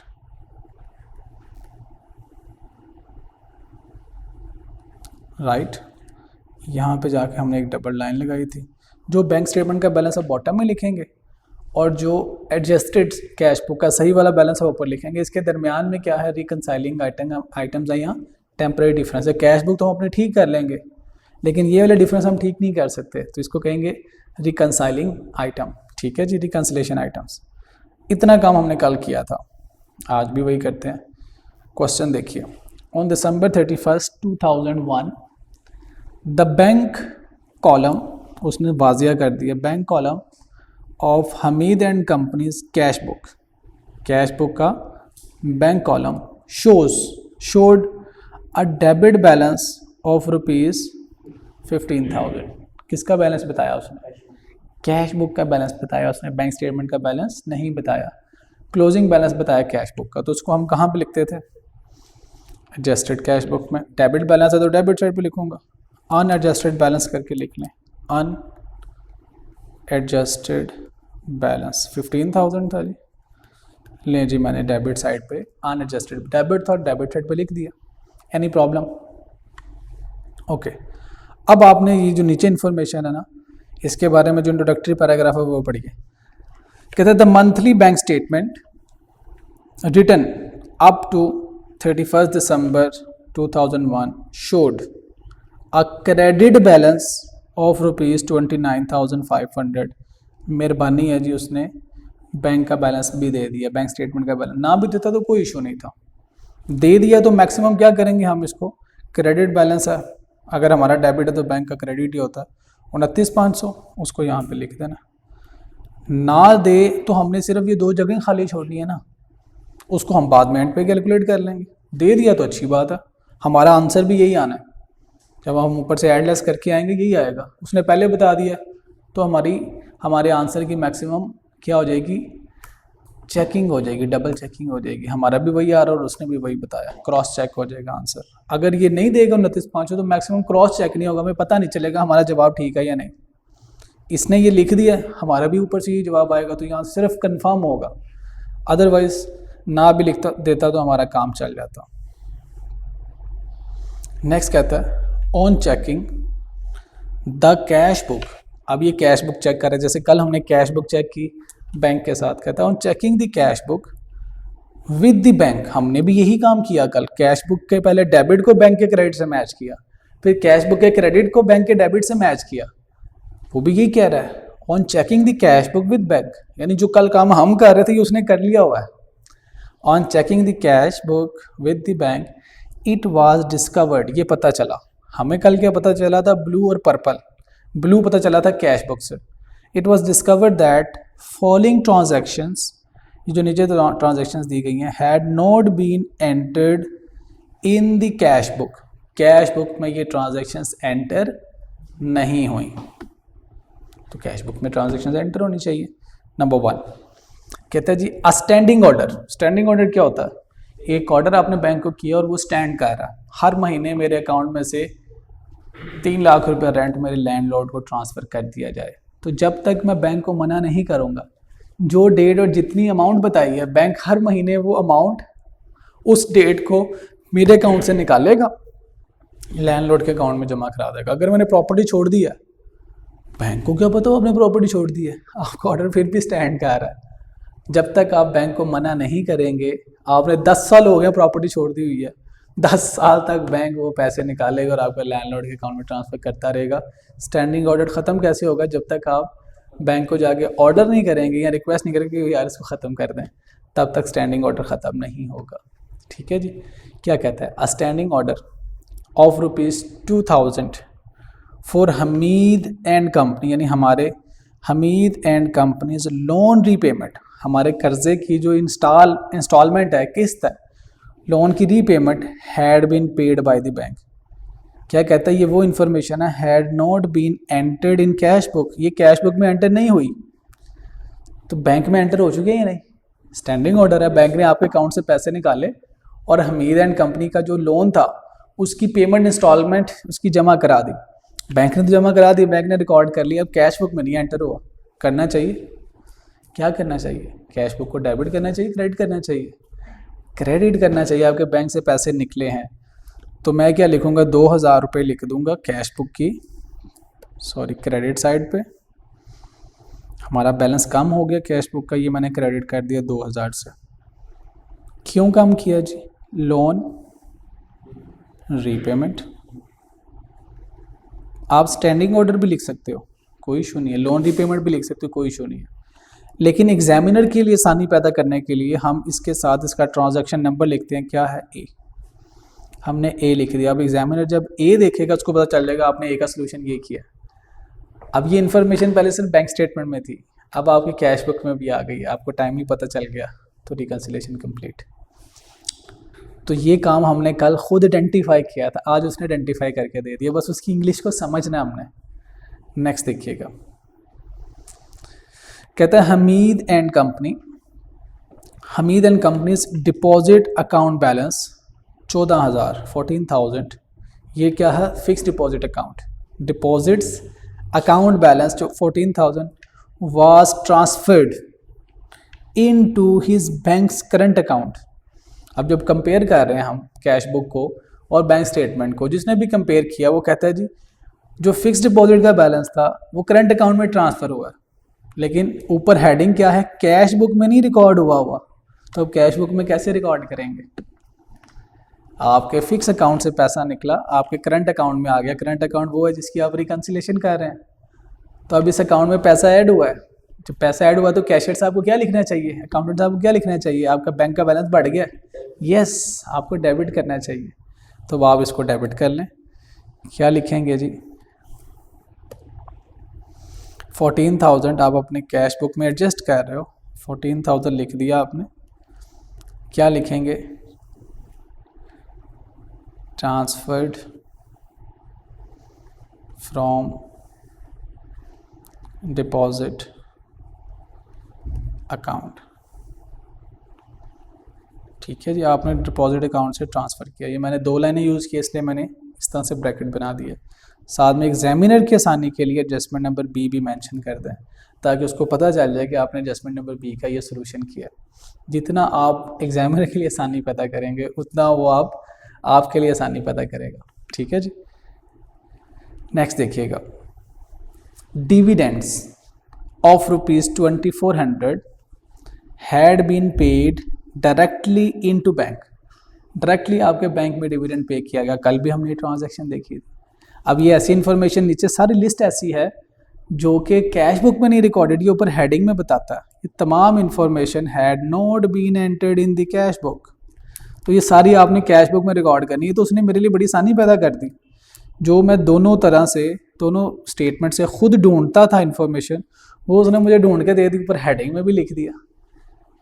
सिर्फ आपने उसकी अंग्रेज़ी को समझना। अगर आपको उसकी अंग्रेज़ी समझ आ जाएगी तो सवाल तो आसान है। अब बताइए जी, डिविडेंड डायरेक्टली बैंक में रिसीव हो गया, कैश बुक में नहीं लिखा हुआ, क्या करें? यस, कैश बुक में जो आपने कल डेबिट किया था वही डेबिट आज करेंगे, डिविडेंड के नाम से 2400। ले जी, मैं इसको 2400 लिखता हूँ। है क्या जी? It's dividend. लेकिन एग्जामिनर के लिए आसानी क्या करनी है, एडजस्टमेंट का रेफरेंस लिख दें, एडजस्टमेंट नंबर सी है, ताकि उसको आपको सोल्यूशन पता चल जाए। ओके, नेक्स्ट देखिएगा जी। अब आपको डी में नज़र आएगा बैंक चार्जेस ₹300। ये पता चला आपको कि कैश बुक में रिकॉर्ड नहीं हुआ।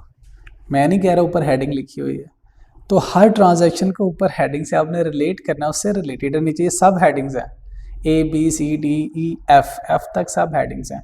इन सब हेडिंग्स के बारे में ऊपर उसने बताया हुआ है। क्या बताता है जी?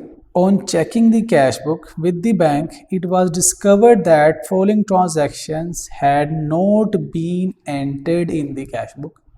कैश बुक में एंटर नहीं हुई, यानी जो हमने कल पर्पल वाली ट्रांजैक्शंस हाईलाइट की थी बैंक स्टेटमेंट में है, कैश बुक में नहीं है, उसको उसने नीचे लिस्ट डाउन कर दिया इंग्लिश में। तो डिफरेंसेस फाइंड आउट करके उसने आपके लिए आसानी पैदा की। तो बैंक चार्जेस, बैंक ने क्या किया होगा? हाँ जी, बैंक ने डेबिट किया है तो हमारे चार्जेस कटे, तो हम उसको अपने कैश बुक में, yes you are very right, credit कर देंगे जी। 300 से क्रेडिट किया। क्यों क्रेडिट कर रहे हैं? बैंक चार्जेस हैं जी, बैंक ने काटे हुए हैं, बैंक ने रिकॉर्ड किया, हमने नहीं किए।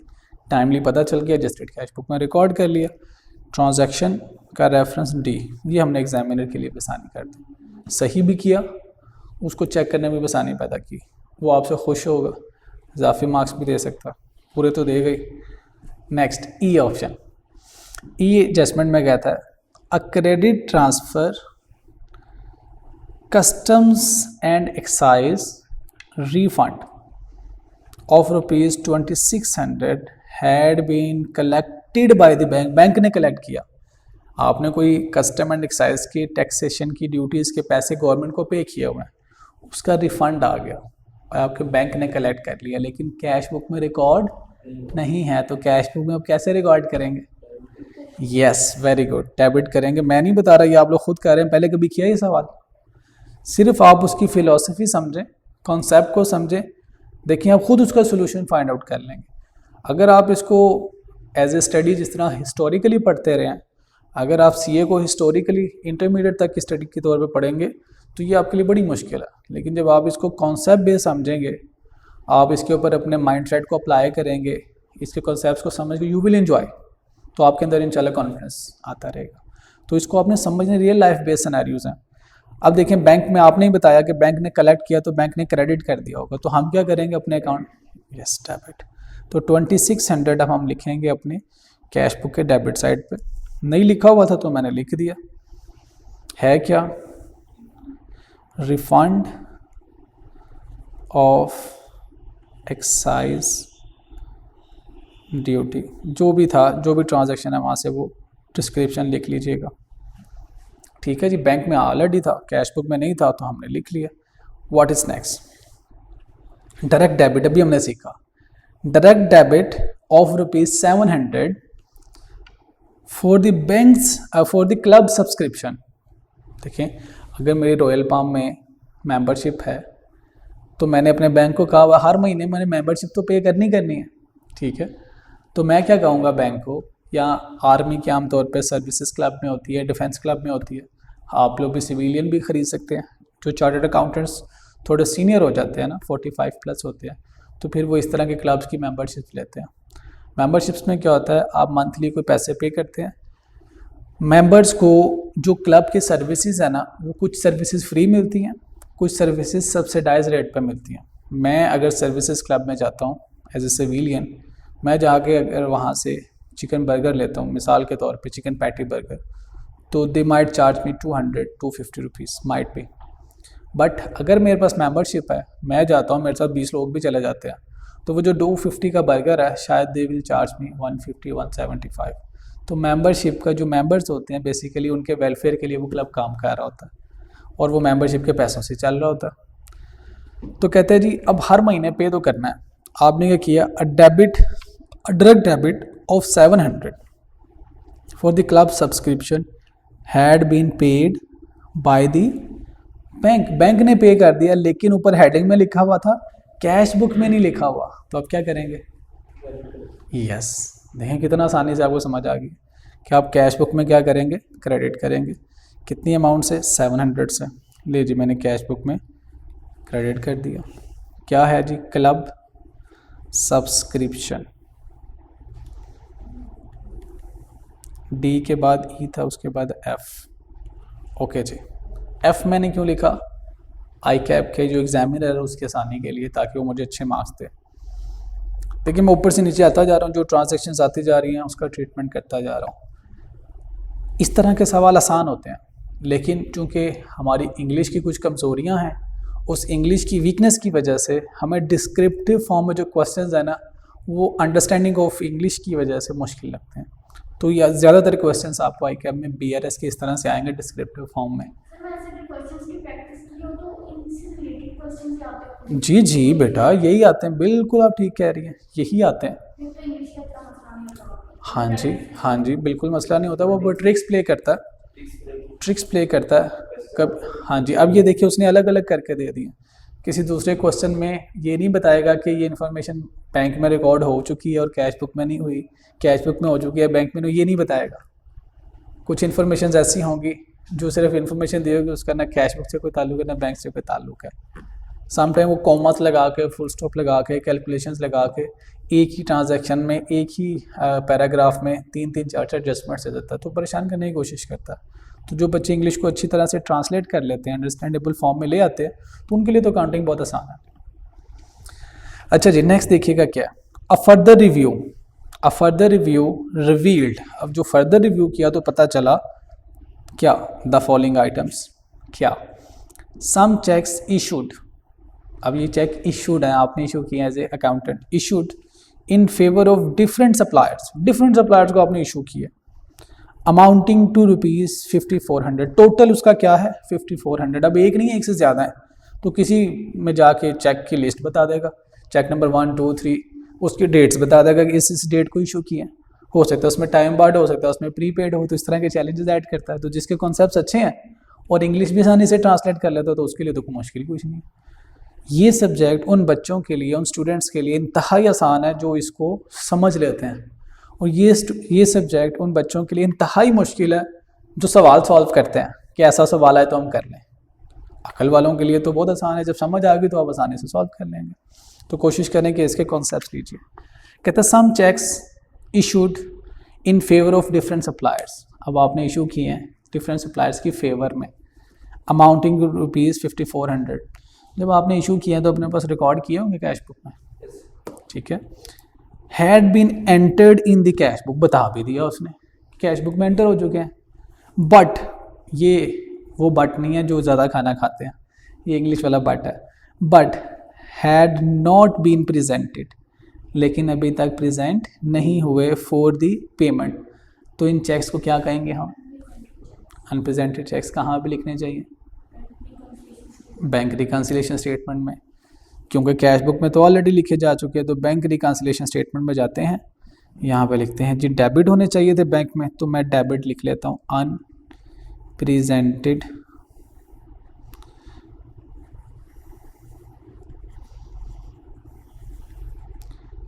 अमाउंट है जिसकी 5400। एग्जामिनर की आसानी के लिए हमने क्या करना है जी, इसका रेफरेंस डाल दें। रेफरेंस क्या है? 1, रोमन 1। एग्जामिनर के लिए आसानी कर दी। अब ये देखिए, कल भी अनप्रेजेंटेड चेक्स थे, आज भी आ गए। कल भी बैंक चार्जेस डिविडेंड थे, आज भी आ गया। तो जब आप 3-4 क्वेश्चंस कर लेंगे तो यही ट्रांजैक्शंस हैं, यही डिफरेंसेस हैं। मल्टीपल एस्पेक्ट से पूछता है, अल्फाज बदल बदल के पूछता है, इसका क्वेश्चंस का अरेंजमेंट बदल बदल के पूछता है, ये सब कुछ। तो आपको तसल्ली होनी चाहिए कि आपको समझ आ गया। अब आपने उस क्वेश्चन की वर्डिंग को समझ के उसको काउंटिंग में ट्रांसलेट कर देना, ये चैलेंज है। ओके जी, चेक्स रिसीव्ड। अब क्या लिखा हुआ जी? Checks received. अब अक्सर बच्चे ये कहते हैं सर, जब क्लास में हम पढ़ रहे होते हैं सवाल तो हमें आसान लगते हैं, जब हम घर जाके होमवर्क करते हैं तो हमें वो मुश्किल लगते हैं। तो मैं फिर उनको ये अक्सर जवाब देता हूँ कि बेटा जब शायर अपना शेर खुद पढ़ रहा हो ना, तो वो उन जगहों पर रुकता है जहाँ पे फोकस कराना है, उन जगहों पे जोर डालता है जहाँ पे हमें तवज्जो करने की ज़रूरत है। लेकिन जब हम घर जाके पढ़ते हैं उसी क्वेश्चन को, लेकिन हम उसको इस तरह से तोड़ के नहीं पढ़ पाते, एम्फसाइज नहीं कर पाते, अंडरस्टैंड नहीं कर पाते, रिलेट नहीं कर पाते, हम तो बस उसको इंग्लिश पढ़ रहे होते हैं, उसको ट्रांसलेट कर रहे होते हैं। तो जब आपके असातिज़ा कराम क्लास में आपके सामने प्रैक्टिस करें, तो आप उनसे क्वेश्चन रीडिंग की स्किल्स जो आपके सामने एक्सपोज करते हैं उसको अंडरस्टैंड किया करें, और उसी स्किल्स को अप्लाई करके आप क्वेश्चंस को सॉल्व करें। ये जो हम आपके सामने करते हैं ये क्या है, एक्सपोजर है आपके लिए। जो हमें आता है, जो हमारा एक्सपीरियंस है, उसको हम आपके सामने डिस्प्ले करते हैं, आपने उसको एब्जॉर्ब करना है और उसको अप्लाई करना है। अब ये देखिए मैंने क्या किया, अंडरलाइन किया, चेक्स रिसीव्ड। अब रिसीव पे मैंने फोकस किया, रुका हूँ, एलेबोरेट किया, अब आपके जहन में फ़ौरन आ गया अच्छा चेक रिसीव हुआ हमें। अगला काम क्या है, किससे रिसीव हुए हैं, फ्रॉम डेटर्स, जिनसे पैसे लेने थे आपने। अमाउंट ₹2,6900। अब ये चेक्स हैं प्लूरल, टोटल बता दिया। किसी सवाल में 5-6 चेक्स के अमाउंट अलग अलग बता देगा, चेक के नंबर्स बता देगा, डिफरेंट डेटर से बता देगा, ये चेंज करता है वो। तो टोटल आपको 6900 रुपीज़ के चेक्स रिसीव हुए, had been paid into the bank, और आपने बैंक में पे कर दिए, यानी डिपॉजिट कर दिया। उसने अब आपके हर ट्रिक क्या प्ले किया, डिपॉजिट की बजाय उसने पेड का लफ्ज़ यूज़ किया कि बच्चे को लगे अच्छा ये पेमेंट है, पेमेंट नहीं है, रिसीव जो आपने चेक किया है वो आप तो नहीं ना पे कर सकते, तो आप बैंक में डिपॉजिट कर सकते हैं। तो ये उसने एक डर्टी ट्रिक प्ले किया पेड का वर्ड यूज़ करके, यहाँ पे उसको यूज़ करना चाहिए था डिपॉजिटेड। तो इस डर्टी ट्रिक से उसने आपको कंफ्यूज किया। लेकिन जो बच्चे cheques receive from the debtor को समझ गए हैं, तो paid into the bank, bank में जमा कराए हैं, बैंक में दिए हैं, बैंक में जाके डिपॉजिट कराए हैं। ये जो पेड है डिपॉजिट की सेंस में यूज़ हुआ है, पेमेंट की सेंस में यूज़ नहीं हुआ।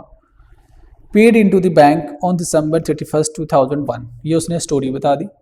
जब आपने बैंक में पे कर दिया तो कैश बुक में तो रिकॉर्ड कर लिए, but not credited bye the bank, bank ने क्रेडिट नहीं किए अनटिल 2 जनवरी तक भी नहीं किए।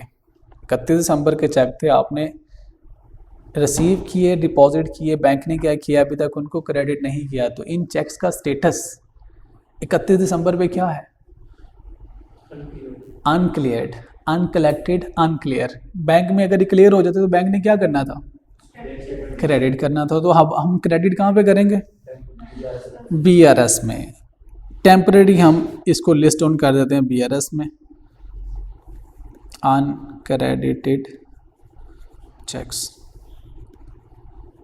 5900 था, ओके जी थैंक यू, 6900। तो हमने क्या किया सब वही जो कल था, सिर्फ क्वेश्चन में उसने इंफॉर्मेशन की प्रेजेंटेशन चेंज की। कल उसने हमें 2 स्टेटमेंट्स दी, आज उसने खुद स्टेटमेंट्स को कंपेयर करके हमें डिफरेंसेस बता दिए।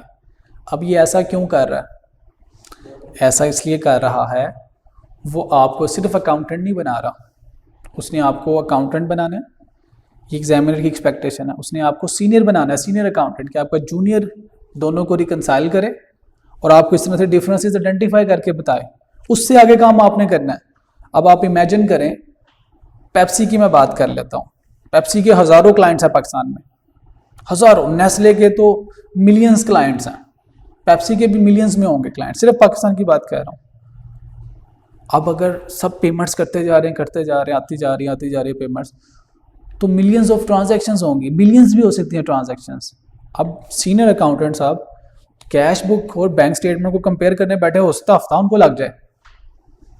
तो इस काम के लिए जूनियर को लगाएंगे कि आप क्या करो, सिर्फ जो सिमिलर आइटम्स है उसको काट दो बस, बाकी मुझे बता दो जो सिमिलर नहीं है। तो एक जूनियर ने आपको काम करके दिया और उसने डिफरेंसेस आपको बता दिए, सर सिर्फ ये डिफरेंस आए हैं। आपने कहा अच्छा चलो ठीक है, मैं BRS बना लूँगा। सिमिलर उसने काट दिए, पहले आपने खुद सीखा, अब जूनियर ने काट के सिर्फ आपको डिफरेंस बताए, डिफरेंस से भी आपने वही BRS बनाई जो आप कल खुद बना रहे थे। अब आगे जाएगा तो वो आपको सिखाएगा कि आप अब सीनियर से भी सीनियर हैं। जूनियर ने डिफरेंस आइडेंटिफाई किए होंगे, सीनियर ने BRS बनाई होगी, BRS गलत है, अब आप उसके भी सीनियर BRS को ठीक करें। तो आपका एग्जामिनर स्टेप बाय स्टेप आपको वहाँ पे लेके जाना चाहता है जो कि आपके प्रोफेशन की प्रेस्टीज है, टॉप लेवल मैनेजमेंट पे लेके जाना चाहता है आपको। तो इस तरह वो स्टेप बाय स्टेप आपको ऊपर लेके जाता है। अगर आप इसको सीखेंगे, उसी सेंस में समझेंगे, तो इंशाल्लाह आपको मज़ा आएगा। लेकिन जब आप ये कहेंगे क्या यार एक सवाल करा दिया बस इसी तरह BRS बनती है, ये उससे आगे क्यों जाता जा रहा है, क्यों परेशान कर रहा है, तंग कर रहा है, मुश्किल किया हुआ सवाल को, आसान सा काम था इसमें मुश्किल नहीं। वो आपकी प्रिपरेशन ऐसे कर रहा है, कल को आप अपना टाइम बचाएं, जूनियर से काम कराएं। अच्छा जी, ये काम हमने जो कल किया था वही किया, उसी तरह से आज दोबारा इसको क्लोज करते हैं जी। बताइए जी, which side is greater, debit और क्रेडिट? कैलकुलेटर निकाल लें प्लीज़। सम टाइम मेहमानों को भी कुछ डिशें आगे पीछे करनी पड़ जाती जी। बताइए, debit side is greater, total balance बता दीजिए। 34,000,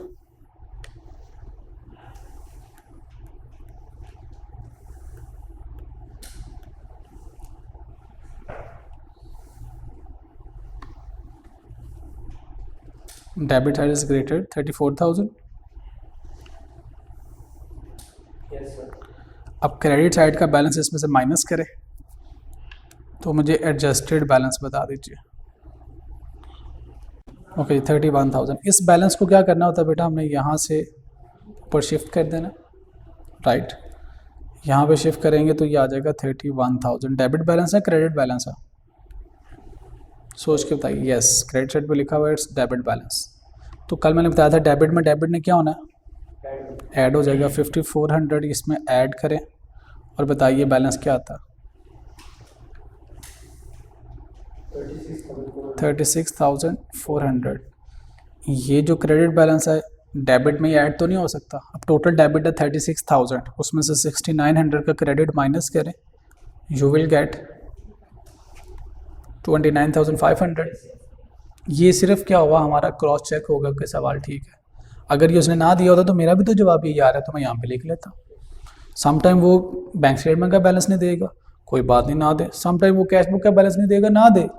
उसके अलावा हम सारा सवाल सॉल्व करेंगे, वो फिल इन द ब्लैंक है उसको हम बैलेंसिंग फिगर के तौर पर कैलकुलेट कर लेंगे। Any problem?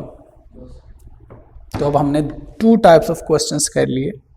Number 1, 2 statements given, differences identify खुद करने सीखे और उसको हमने रिकंसाइल करना सीखा।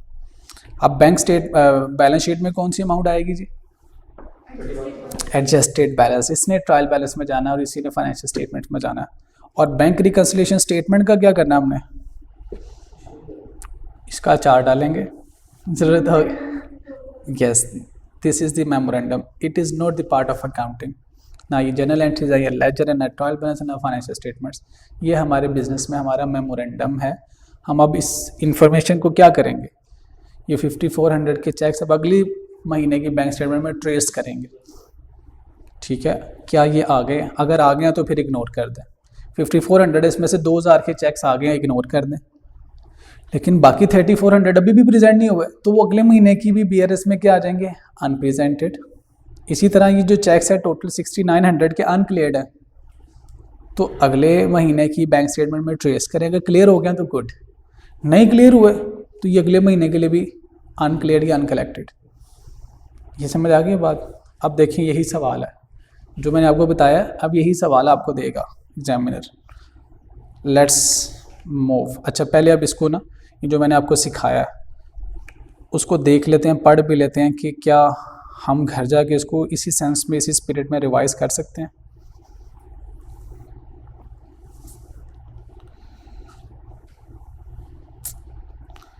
नहीं बेटा, ये पढ़िए ज़रा, ये टाइप 2 क्वेश्चंस हैं, ये 2 पैराग्राफ पढ़ें, देखिए आपको समझ आती है जो मैंने बताया क्या वही नहीं।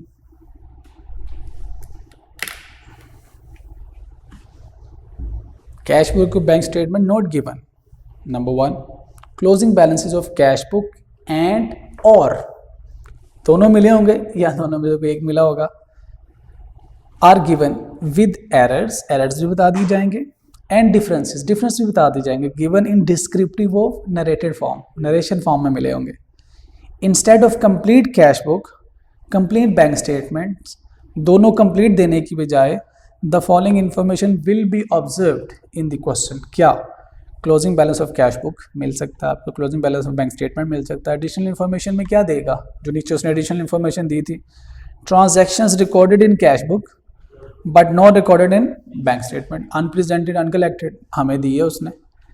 Transactions recorded in bank statement not recorded in cash book, dividends है, बैंक चार्जेस हैं, डायरेक्ट डेबिट है, ये सारी इन्फॉर्मेशन आ गई। एरर्स ऑफ कैश बुक, अभी तक हमने एरर्स नहीं देखे। एरर्स ऑफ बैंक स्टेटमेंट, ये भी अभी हमने देखे, दोनों दिन सवाल किए लेकिन ये हमारे सामने नहीं आ सके। अब आगे मैंने बताया इसका करना क्या है। अगर closing balance of cash book मिला हो तो क्या करना है, हमने यही किया था ना, उसको अनएडजस्टेड कैश बुक में ओपनिंग बैलेंस के तौर पर लिख लें। Closing balance of bank statement मिला हो तो क्या करना है, यही लिखा हुआ है वहाँ पे, बॉटम ऑफ BRS में लिख ले। Transactions recorded in cash book but not recorded in bank statement, unrepresented uncollected, क्या करना है, BRS में लिख देना। यही किया हमने, वही लिखा है यहाँ पे। Transaction recorded in bank statement but not recorded in cash book, क्या किया, सो कैश, यही लिखा है यहाँ पे, इन ट्रांजैक्शंस को रिकॉर्ड कर दें। एरर्स इन कैश बुक अगर आएंगे तो कैश बुक में ठीक करेंगे, बैंक के एरर्स आएंगे तो उसको आर्जी तौर पे BRS में ठीक करके फिर हम बाद में बैंक से ठीक कराते रहेंगे। ठीक है जी, यही सारा काम हमने इस क्वेश्चन में किया। कोई सवाल है तो पूछिए, नहीं तो नेक्स्ट टाइप ऑफ क्वेश्चन पे चलते हैं। Clear, good. लें जी, ये इसके कॉन्सेप्ट्स हैं। हम क्वेश्चन सॉल्व करते हैं फिर वापस कॉन्सेप्ट्स पे आएंगे। ठीक है जी। इलस्ट्रेशन नंबर 4, आई बिलीव ये भी पास पेपर्स का ही सवाल होगा। नहीं बेटा, ये मेरी बुक थी, जब तक इंट्रोडक्शन टू अकाउंटिंग का पेपर होता था ना मैनुअल, तब तक ये मेरी बुक थी। अब मैं इसको PRC के मुताबिक चेंज कर रहा हूँ। ये चैप्टर अपडेट कर दिया मैंने, इसके साथ MCQs जोड़ेंगे तो ये किताब दोबारा नेक्स्ट सेशन के लिए बच्चों को मिल जाएगी। इससे पहले मैं फास्ट ट्रैक में पढ़ाता था अकाउंटिंग 45 डेज़ के बैच में, तब बच्चे दिसंबर में एग्ज़ाम देते थे EFC के, मार्च में वो इंट्रो रिको देते थे, तो वो 45 डेज़ में मैं इंट्रो पढ़ाता था। मलिक सिजासा मेरे साथ यहाँ पे वो इकनॉमिक्स पढ़ाते थे। तो जैसे हमने 2 दिन में आपको तकरीबन 70% चैप्टर पढ़ा दिया है, इसी तरह हम उस बैच में फ़ास्ट ट्रैक पढ़ाते थे। बच्चों को लगता भी नहीं था फास्ट है, और फास्ट ट्रैक भी होता था। कॉन्सेप्ट्स पे काम करें, बच्चा ऑटोमेटिकली ख़ुद सॉल्व कर लेता। जैसे ये क्वेश्चंस मैं सिर्फ आपको अंडरस्टैंड करा था, ट्रांजैक्शन सॉल्यूशंस आप मुझे प्रपोज कर रहे थे, तो ये जब आप खुद प्रपोज करते हैं तो ये अंडरस्टैंडिंग लेवल है। अब मैं आपको 10 सवाल भी दूंगा, आप घर जाके कर लेंगे, 2-4 एडजस्टमेंट्स होंगी वो आप मुझे करके ला देंगे। लेकिन मुझे कहा गया कि होमवर्क थोड़ा देना है, तो इसलिए मैं एक सवाल दे रहा हूँ, क्योंकि आपने एग्ज़ाम में नहीं जाना।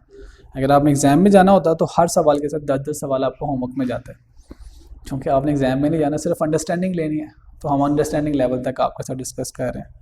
जैसे मिसबा है ना, T20 में वो फास्ट खेलता है, वनडे में उसके मुताबिक, और टेस्ट में बिल्कुल ही, तो उसी तरह हमें अपनी पेस को एडजस्ट करना पड़ता। तीनों फॉर्मेट्स के प्लेयर। ओके जी, ये बेटा क्वेश्चन है। क्वेश्चन क्या है, अब ज़रा क्वेश्चन समझिए। फॉलोइंग, बड़े ध्यान से देखना है इसको। अब मुझे आपकी अटेंशन और आपका ध्यान फुली चाहिए। इलस्ट्रेशन नंबर 4 में कहता है, from the following details prepare bank reconciliation statement of scans canteen shop on 30th June 2012। ठीक है जी, 30th June 2012, जून के महीने की आपने क्या बनानी है, बैंक स्टेटमेंट। ठीक है, आपको कैश बुक कौन से महीने की गिवन है, कैसे पता चला? यस, ये देखें, डेट से भी पता चल रहा, जून के महीने की कैश बुक है। आगे जाइए, बैंक स्टेटमेंट कौन से महीने की है? यस, बैंक स्टेटमेंट अब आपको अगले महीने की मिल गई है। यानी एक तीसरा सिनेरियो आ गया, पहले आपको कैश बुक और बैंक स्टेटमेंट सेम मंथ्स के मिले, आपने उसको क्रॉस चेक किया, जो डिफरेंसेस आइडेंटिफाई किया और रिकंसाइल कर दिया। दूसरा सवाल भी वही था, उसने क्या किया, आपको कंपेयर करने की ज़रूरत नहीं पड़ी, ऑलरेडी कंपेयर हुआ है, आपको सिर्फ डिफरेंसेस पता चल के आपने वहाँ से PS बना दी। अब क्या है, अब आपके पास कैश बुक है उस महीने की जिस महीने की BRS बनाना चाहते हैं, और बैंक स्टेटमेंट कब की है? अगले महीने की है। ओहो, ये तो बड़ी मुश्किल बात नहीं हो गई। अब क्या करें, क्या करें? करना वही काम है जो हमने पहले किया। क्या करना है? एडजस्टेड कैश बुक बनानी है।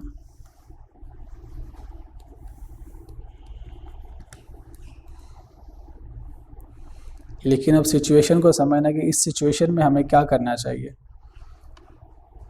क्योंकि हम हैं चार्टर्ड अकाउंटेंट, हमें इंफॉर्मेशन जिस मर्जी अंदाज में मिल जाए हमने एडजस्टेड कैश फ्लो को BRS बना देनी है।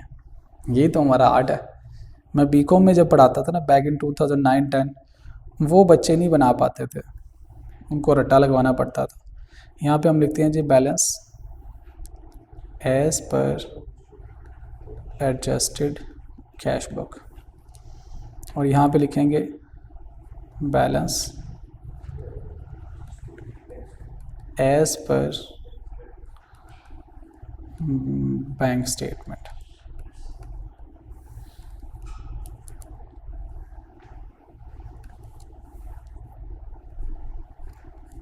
ओके जी, ये तो वो काम है जो हर सवाल में हम कर रहे हैं। अब देखिए इंफॉर्मेशन में आपको कैश बुक जोन की मिल गई है, कैश बुक का बैंक कॉलम, इसका जो क्लोजिंग बैलेंस है इसका मतलब है ये ठीक नहीं है। इसको क्या करेंगे हम, इसको एज ए अनएडजस्टेड बैलेंस लिखेंगे। इसको मैं लिख देता हूँ अनएडजस्टेड बैलेंस 11,800।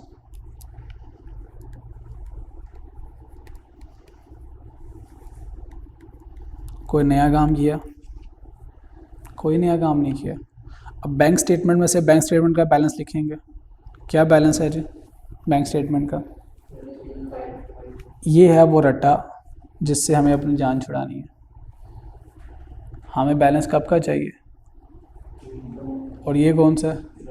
तो जून का बैलेंस कहाँ पे है? यस, ये है बैलेंस जो हमें चाहिए। आप समझ आई? जो बच्चे रट्टा लगाएंगे वो हमेशा बैंक स्टेटमेंट के बॉटम में जाएंगे, वहाँ से उठाएंगे लिख देंगे। हम बना रहे हैं BRS जून के महीने की, हमें 30 जून का बैलेंस चाहिए। जो 30 जून का बैलेंस है यकम जुलाई का भी तो वही होगा ना। आप समझ आई बात? तो हमने लिखना क्या है 15,500। हाँ जी 15,500। इसलिए जो इन्फॉर्मेशन गिवन हो उसको अच्छे तरीके से एनालाइज करना, अंडरस्टैंड करना ज़रूरी है। और आप चार्टर्ड अकाउंटेंट से यही तो विजडम एक्सपेक्ट किया जाता है कि आप रट्टों पे नहीं जाते, आप कॉन्सेप्ट्स पे जाते हैं। इन्फॉर्मेशन को एनालाइज करना इज़ स्किल। मैं ये समझता हूँ कि अकाउंटिंग और बाकी सब्जेक्ट्स, CA में स्पेशली, चूँकि मैंने BCom भी किया हुआ है, मैंने यूनिवर्सिटी में भी पढ़ाया हुआ है, मैं ये समझता हूँ कि हमारे इस प्रोफेशन में आंसर लिखने से ज़्यादा क्वेश्चन को अंडरस्टैंड करना इम्पॉर्टेंट है। चाहे वो थ्योरेटिकल सब्जेक्ट्स हैं चाहे न्यूमेरिकल। अब आपने जितने भी पता एग्जाम्स दिए हैं, आप देखिए आपने टेस्ट में गलतियाँ की, जब टीचर ने टेस्ट डिस्कस किए पर ओहो अच्छा इसमें ये देखना था, अगर ये देख लेता तो मेरा सही हो जाता। तो question understanding is the skill, क्योंकि एवरी टाइम क्वेश्चन एक नए तरीके से इंफॉर्मेशन को प्रेजेंट करके दिया जाता। तो हमने क्वेश्चंस को अंडरस्टैंड करने पे टाइम लगाना है, आंसर हमारा ऐसे आ जाएगा। कोई भी सब्जेक्ट्स हो। अब लॉ में मैंने लास्ट सेशन में बिज़नेस लॉ पढ़ाया, पिछले सेशन में ऑनलाइन में बिज़नेस लॉ और कंपनी लॉ ये इकट्ठा था। तो मैंने उसमें ऑब्ज़र्व किया 15% रिजल्ट आ रहा है, 20% आ रहा है, 25% आ रहा है, 75% बच्चे फेल हो रहे हैं। बच्चे जब पेपर दे के आते थे, बीइंग अ वाइस प्रिंसिपल, मैं उनसे जब डिस्कस करता था, सब बड़ा अच्छा पेपर हुआ, बिल्कुल ठीक करके आए, 90 नंबर का करके आए हैं, रिजल्ट आया फेल। तो मैं कहता था यहाँ बच्चा गलत भी नहीं कर रहा, ये एग्जामिनर ज़्यादती कर रहा। तो एक बच्चा, बड़ा अच्छा बच्चा था, स्टूडेंट था, उसका लॉ का पेपर फेल हुआ। मैंने उसे कहा, मैंने कहा यार आप तो कह रहे थे कि मेरा पास और अगले सब्जेक्ट्स भी रख लिया मैं। कहता सर मुझे नहीं समझ आई क्या हुआ। मैंने कहा अच्छा आपके पास टेस्ट पड़े हैं जो लास्ट सेशन में आपने दिए? कहता यस सर। मैं लेके आओ। जब मैं उसके टेस्ट लेके आया तो उसके टेस्ट में उसने वो मिस्टेक की थी जो पेपर में भी करके आया, ख़त्म नहीं कर सका। सवाल समझे बगैर जवाब लिख दिया। जवाब ठीक लिखा, जो किताब में है वही लिखा, ठीक लिखा जवाब, लेकिन जो उसने पूछा वो नहीं लिखा, कोई और जवाब लिख दिया। अब एग्जामिनर सवाल में 2-3 टॉपिक्स का तस्करा करके जो उसने रिक्वायरमेंट किया आपने तो वही जवाब देना है। अब उसने उस रिक्वायरमेंट को पढ़ा, उसमें उसको एक टॉपिक ना, अच्छा ये टॉपिक मुझे आता है, वो लिख दिया, तो एग्जामिनर तो उसके मार्क्स देगा ना जो उसने पूछा हुआ है। तो उस बच्चे ने सवाल नहीं समझने पे टाइम लगाया, पढ़ा पूरा सेशन, टेस्ट सारे दिए, अटेंडेंस सारी अच्छी, पेपर भी दे के आया, कहता है 90% अटैम्प्ट भी करके आया हूँ। तो बेटा अगर आप 90% अटैम्प्ट करके सही नहीं करके तो कैसे पास करेगा आपको? उसने आपका नॉलेज नहीं देखना कि आपको कितना आता है, उसने ये देखना कि जो पूछा है उसमें से सही कितना बताया। अगर 50 ने बजाय उससे ज़्यादा ठीक है तो आप पास हैं। ये मेरा बड़ा फर्म बिलीव है आई कैप के ऊपर। तो question understanding is the skill. जब आपके असातिज़ा कराम क्लासेस में क्वेश्चन पढ़ा रहे होते हैं, समझा रहे होते हैं, तो उनकी स्किल को समझ के, अंडरस्टैंड करके उसको अप्लाई करें। बेसिकली ये आपके लिए एक्सपोजर है, यही आपकी लर्निंग है। एग्ज़ाम में ये स्किल आपके काम आएगी। ओके, मुझे मौका मिला, मैंने कहा फ़ौरन से समझा दिया जाए। आइए जी वापस। अब इस इंफॉर्मेशन को देखें। 1 जून को, मैं डेबिट साइड पे आ गया हूँ, कंपैरिजन कर रहा हूँ। 1 जून को हमने टीचर ए से हमें क्या मिला, डेटेड टीचर ए से चेक मिला, हम कैंटीन है ना, हमें चेक मिला 8,000 रुपये का 1 जून को। अब हम देखेंगे जुलाई की बैंक स्टेटमेंट में टीचर ए का चेक नज़र आ रहा है, ये डिपॉजिट साइड पर नज़र आना चाहिए। तो ये कहाँ पे नज़र आएगा, जुलाई में नज़र नहीं आ रहा, तो ये जून में ही हो चुका होगा। तो इसका मतलब है कि ये अनकलेक्टेड चेक नहीं है। इसका मतलब ये है कि ये हमारी जून की कैश बुक में है, तो जून की बैंक स्टेटमेंट में भी आ चुका होगा। तो मुझे इसको कुछ करने की ज़रूरत नहीं है, जस्ट इग्नोर। पॉइंट समझो? लें जी, मैं इसको ग्रीन से हाईलाइट कर रहा हूँ, मैंने इसको इग्नोर करना है।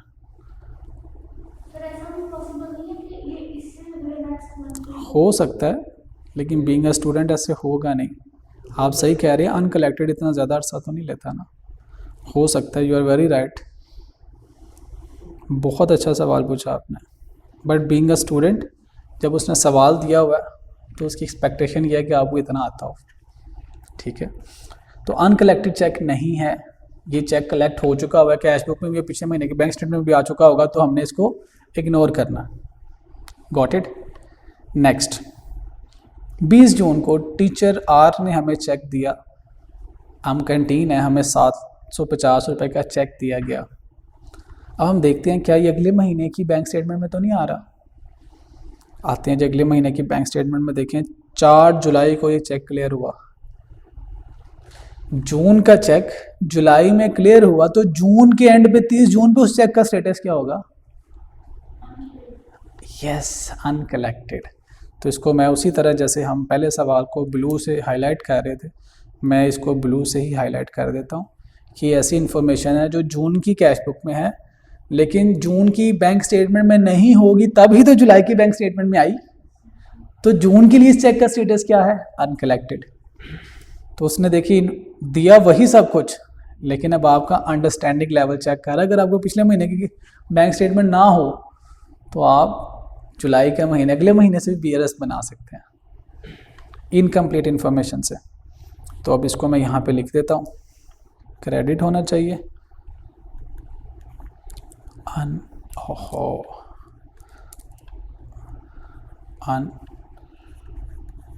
अनकलेक्टेड। कितनी अमाउंट थी बेटा?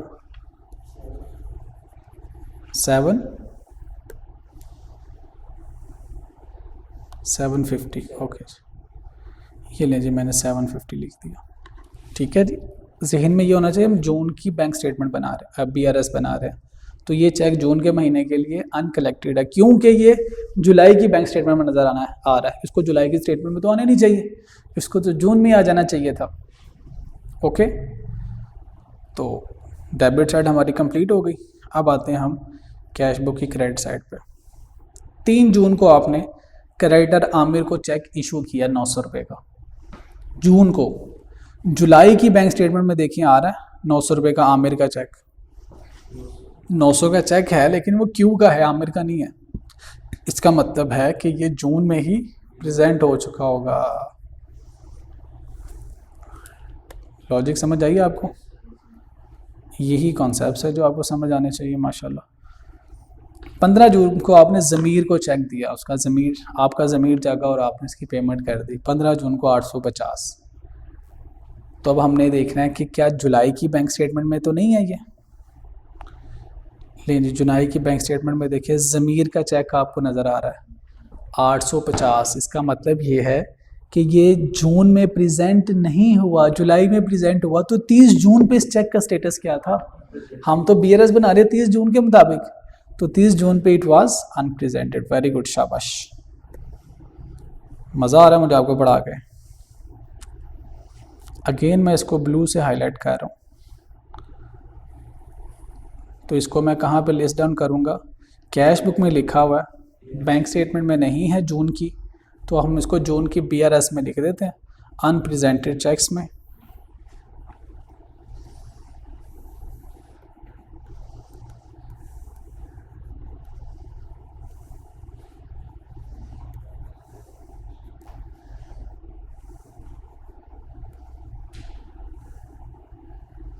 मैंने ज़मीर का नाम भी लिख दिया ताकि एग्जामिनर के लिए आसानी हो। 850 रुपीज़ का चेक था, ले जी अमाउंट आ गई 850। क्लियर। देखिए हम वही सब कुछ कर रहे हैं लेकिन इन्फॉर्मेशन को समझ के अपने ऑब्जेक्टिव को पूरा कर रहे हैं। नेक्स्ट देखिएगा, अब आके आपके 18 जून को आपने अंजुम साहब को चेक इशू किया 2700। असूलन तो इसको जून में ही प्रेजेंट हो जाना चाहिए। देखते हैं कहीं जुलाई में तो नहीं आया ये, जुलाई में है जी, नहीं है जुलाई में। इसका मतलब क्या हुआ, ये प्रेजेंट हो गया है। लेकिन दूसरा मकसद मतलब भी हो सकता है कि जुलाई में नहीं हो सकता, अगस्त में जाए हो सकता है। लेकिन बीइंग अ स्टूडेंट हमने यही समझना है, हमारी स्टैंडर्ड असम्पशन क्या है, अगर जुलाई में नहीं है तो जून में प्रेजेंट हो चुका। ठीक है, तो इसको भी ग्रीन से हाईलाइट कर रहा हूँ मैं सेम मेथडोलॉजी से सवाल कर रहा हूँ, आप नोट कर रहे हैं, ताकि आप जब भी इसको रिवाइज करें तो आपके जहन में कलर से भी कुछ ना कुछ इन्फॉर्मेशन रिटेन रहे। तो ये मैंने ग्रीन से हाईलाइट किया, इट मीन्स कि ये हमने जून में ड्रॉ किया, इशू किया और जून में ही प्रेजेंट हो गया। अगर जून में प्रेजेंट ना होता तो फिर ये जुलाई में हमें नज़र आ जाता। 28 जून को क्रेडिटर शकूर, इनको हमने चेक इशू किया 4000 रुपये का। तो अब देखते हैं कि ये कहाँ पे है, क्या ये जुलाई की स्टेटमेंट में है शकूर साहब? 4000 जुलाई में भी नज़र आ रहे हैं। इसका मतलब है ये भी वो इन्फॉर्मेशन है जो जून की कैश बुक में है लेकिन जून की बैंक स्टेटमेंट में नहीं होगी। क्लियर। तो क्या करेंगे, तो ये 30 जून पे इस चेक का स्टेटस क्या है, कैश बुक में है, बैंक स्टेटमेंट में नहीं है, तो अनप्रेजेंटेड। ओके, तो अब इसको अनप्रेजेंटेड में जाके लिख लें।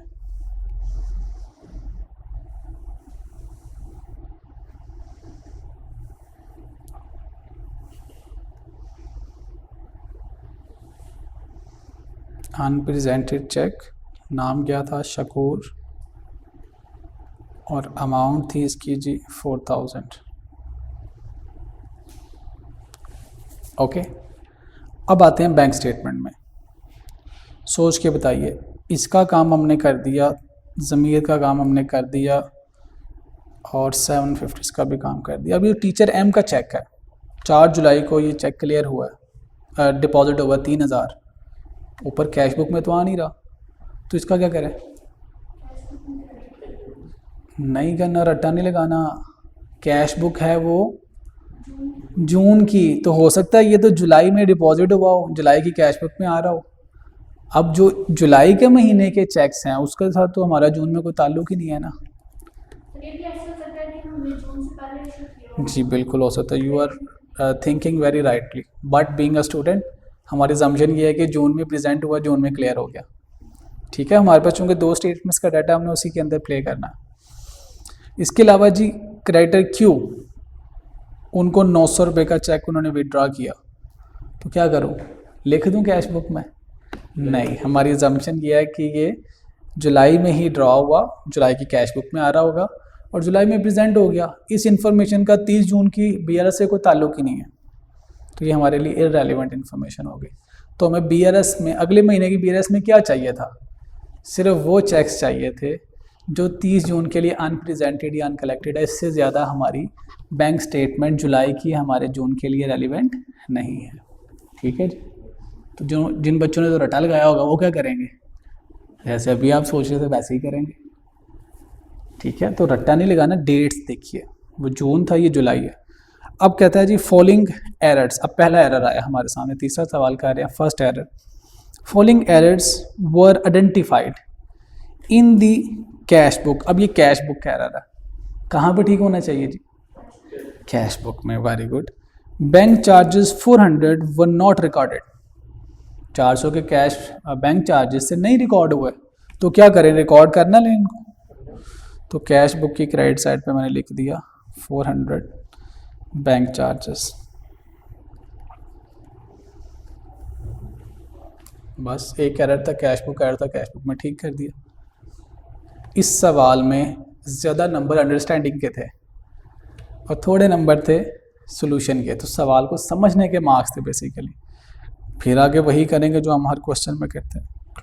क्लोज करेंगे 11,800, इसमें से 400 माइनस करेंगे तो एडजस्टेड बैलेंस क्या आएगा? 11,400। इस बैलेंस ने कहाँ पे जाना है जी? BRS में चला जाएगा। 11,400 डेबिट बैलेंस है क्रेडिट? डेबिट, तो डेबिट में डेबिट ऐड कर देंगे और क्रेडिट क्या कर देंगे? लेस कर देंगे। ये है जी 4850 डिवाइडिंग बाय, बताइए 16,250। ये टोटल डेबिट का बैलेंस आ गया। इसमें से 750 का क्रेडिट माइनस करें, 15,500। देखिए नीचे आ गया 15,500। ना भी दिया होता तो हमारा आ जाना था। खुदा ना खासा पेपर में हमारा नहीं आता 15,500, फिर क्या करेंगे? ना ना ना ना खबरदार ही चेक किया, छोड़े उस सवाल को, बस जितना करना था कर दिया। अब हम नेक्स्ट क्वेश्चन पे मूव होंगे। एंड पे टाइम मिलेगा तो इसको हमने मार्क किया होगा, आके रिव्यू कर लेंगे। ये पेपर पास करने की टेक्निक है। अगर आप इस क्वेश्चन को सही करने के लिए पूरे सवाल को दोबारा पढ़ें, फिर काटें, फिर ठीक करें, हो सकता है पहले से ज़्यादा गलतियाँ करते हो, टाइम भी ज़्यादा लग जाए। This is a trap. नहीं हो रहा तो ठीक है यार, जितना हमने कर लिया उसके नंबर मिल गए, हम अपने सुकून से 50% मिस्टेक के चांसेस हैं। आधा सवाल तो नहीं, सॉरी जी बेटा मिलते हैं, बिल्कुल मिलेंगे। सही जवाब के नंबर थोड़ी हैं, एक एक स्टेप के मार्क्स हैं। मार्किंग स्कीम है पूरी एग्जामिनर की, एक एक स्टेप के नंबर देता है। जितना ठीक किया उसके नंबर मिल गए। रिलैक्स, छोड़ें इसको, आगे 50% गलतियाँ कर सकते हैं। This is the mind game. Exam में बैठ के आपने माइंड गेम खेलनी है, आपने इंटेलिजेंटली अपने टाइम को यूटिलाइज़ करना। इसका टाइम अगर बचेगा तो वापस आएंगे, अदरवाइज जितना इस सवाल का टाइम दरकार था, रिक्वायर्ड था, वो हम इस पर इन्वेस्ट कर चुके हैं। अब जितना टाइम इस सवाल पे लगाऊंगा फर्दर इसको ठीक करने के लिए, उतना ही किसी दूसरे सवाल के इजी मार्क्स का टाइम मेरा ज़ाया हो जाएगा।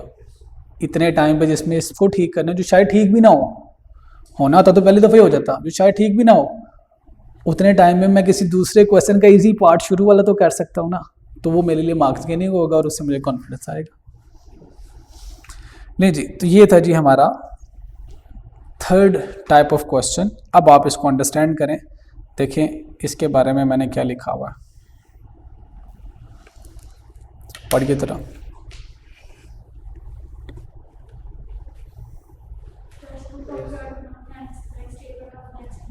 कैसा है? अब आपको सवाल में ये भी देखना है, कैश बुक और बैंक स्टेटमेंट सेम महीने की है तो पहले दो टाइप ऑफ क्वेश्चन, अगर कैश बुक करंट मंथ है और बैंक स्टेटमेंट अगले महीने की है तो थर्ड टाइप ऑफ क्वेश्चन है। तो बड़े एहतियात से सवाल को सॉल्व करना है। Following information given in these type of question, cash book current month, bank statement next month, additional information for errors. अब देखते हैं cash book of current month का क्या करेंगे। उसका क्लोजिंग बैलेंस आपने एडजस्टेड कैश बुक में लिख लेना है। अब देखें अगली बात जहाँ पे आपने गलती की थी, bank statement of next month, opening balance नहीं लिखा मैंने। अच्छा, यहाँ पे ओपनिंग बैलेंस नहीं लिख सका, यहाँ पे उसका ओपनिंग बैलेंस आपने लिखना है अगर गिवन होगा तो। अब कहता है the unpresented cheques of previous month, पिछले महीने के unpresented cheques might be shown in the bank statement which is BRS item. यानी इस महीने में जो भी चेक पिछले महीने के क्रॉस वेरीफाई हो रहे होंगे, क्रॉस चेक हो रहे होंगे, सिमिलर होंगे, इसका मतलब पिछले महीने में प्रेजेंट नहीं हुए, तो पिछले महीने के लिए क्या है? अनप्रेजेंटेड, तो BRS की आइटम है। सिमिलरली अनकलेक्टेड चेक्स के लिए लिखा हुआ है। इंपॉर्टेंट बात क्या है जो अभी आपने एक गलती की कि इसको कैश बुक में लिखते हैं, उससे बचाने के लिए लिखा हुआ है the remaining cheques of cash book assumed presented और cleared told in additional information. Additional information में एरर्स हैं वो वही वैसे ही करना है, cash book error cash book में ठीक करें, bank statement error bank statement में ठीक करें। That's all from today's lecture. इसी को आप रिवाइज करेंगे, इसी को दोबारा सॉल्व करेंगे। एक दो क्वेश्चंस आपको मैं प्रैक्टिस के लिए आपके ग्रुप में भिजवा दूंगा। एक मैंने टेस्ट, एक क्विक लर्निंग टेस्ट की एक्टिविटी दी थी, सॉल्व किया आप लोगों ने? दो गया आज एक और मैं आपको MCQs टेस्ट दूंगा ऑनलाइन, वो आपने उसको सॉल्व करना है। आखिरी ऑप्शन पे क्लिक करेंगे, फ़ौरन से मार्क्स आ जाएंगे। नेक्स्ट क्लिक करेंगे, आपको सॉल्यूशंस भी मिल जाएंगे। तो आपने रोज़ करना है काम भाई, थोड़ा सा तो काम दिया था। ओके जी, अल्लाह हाफिज़।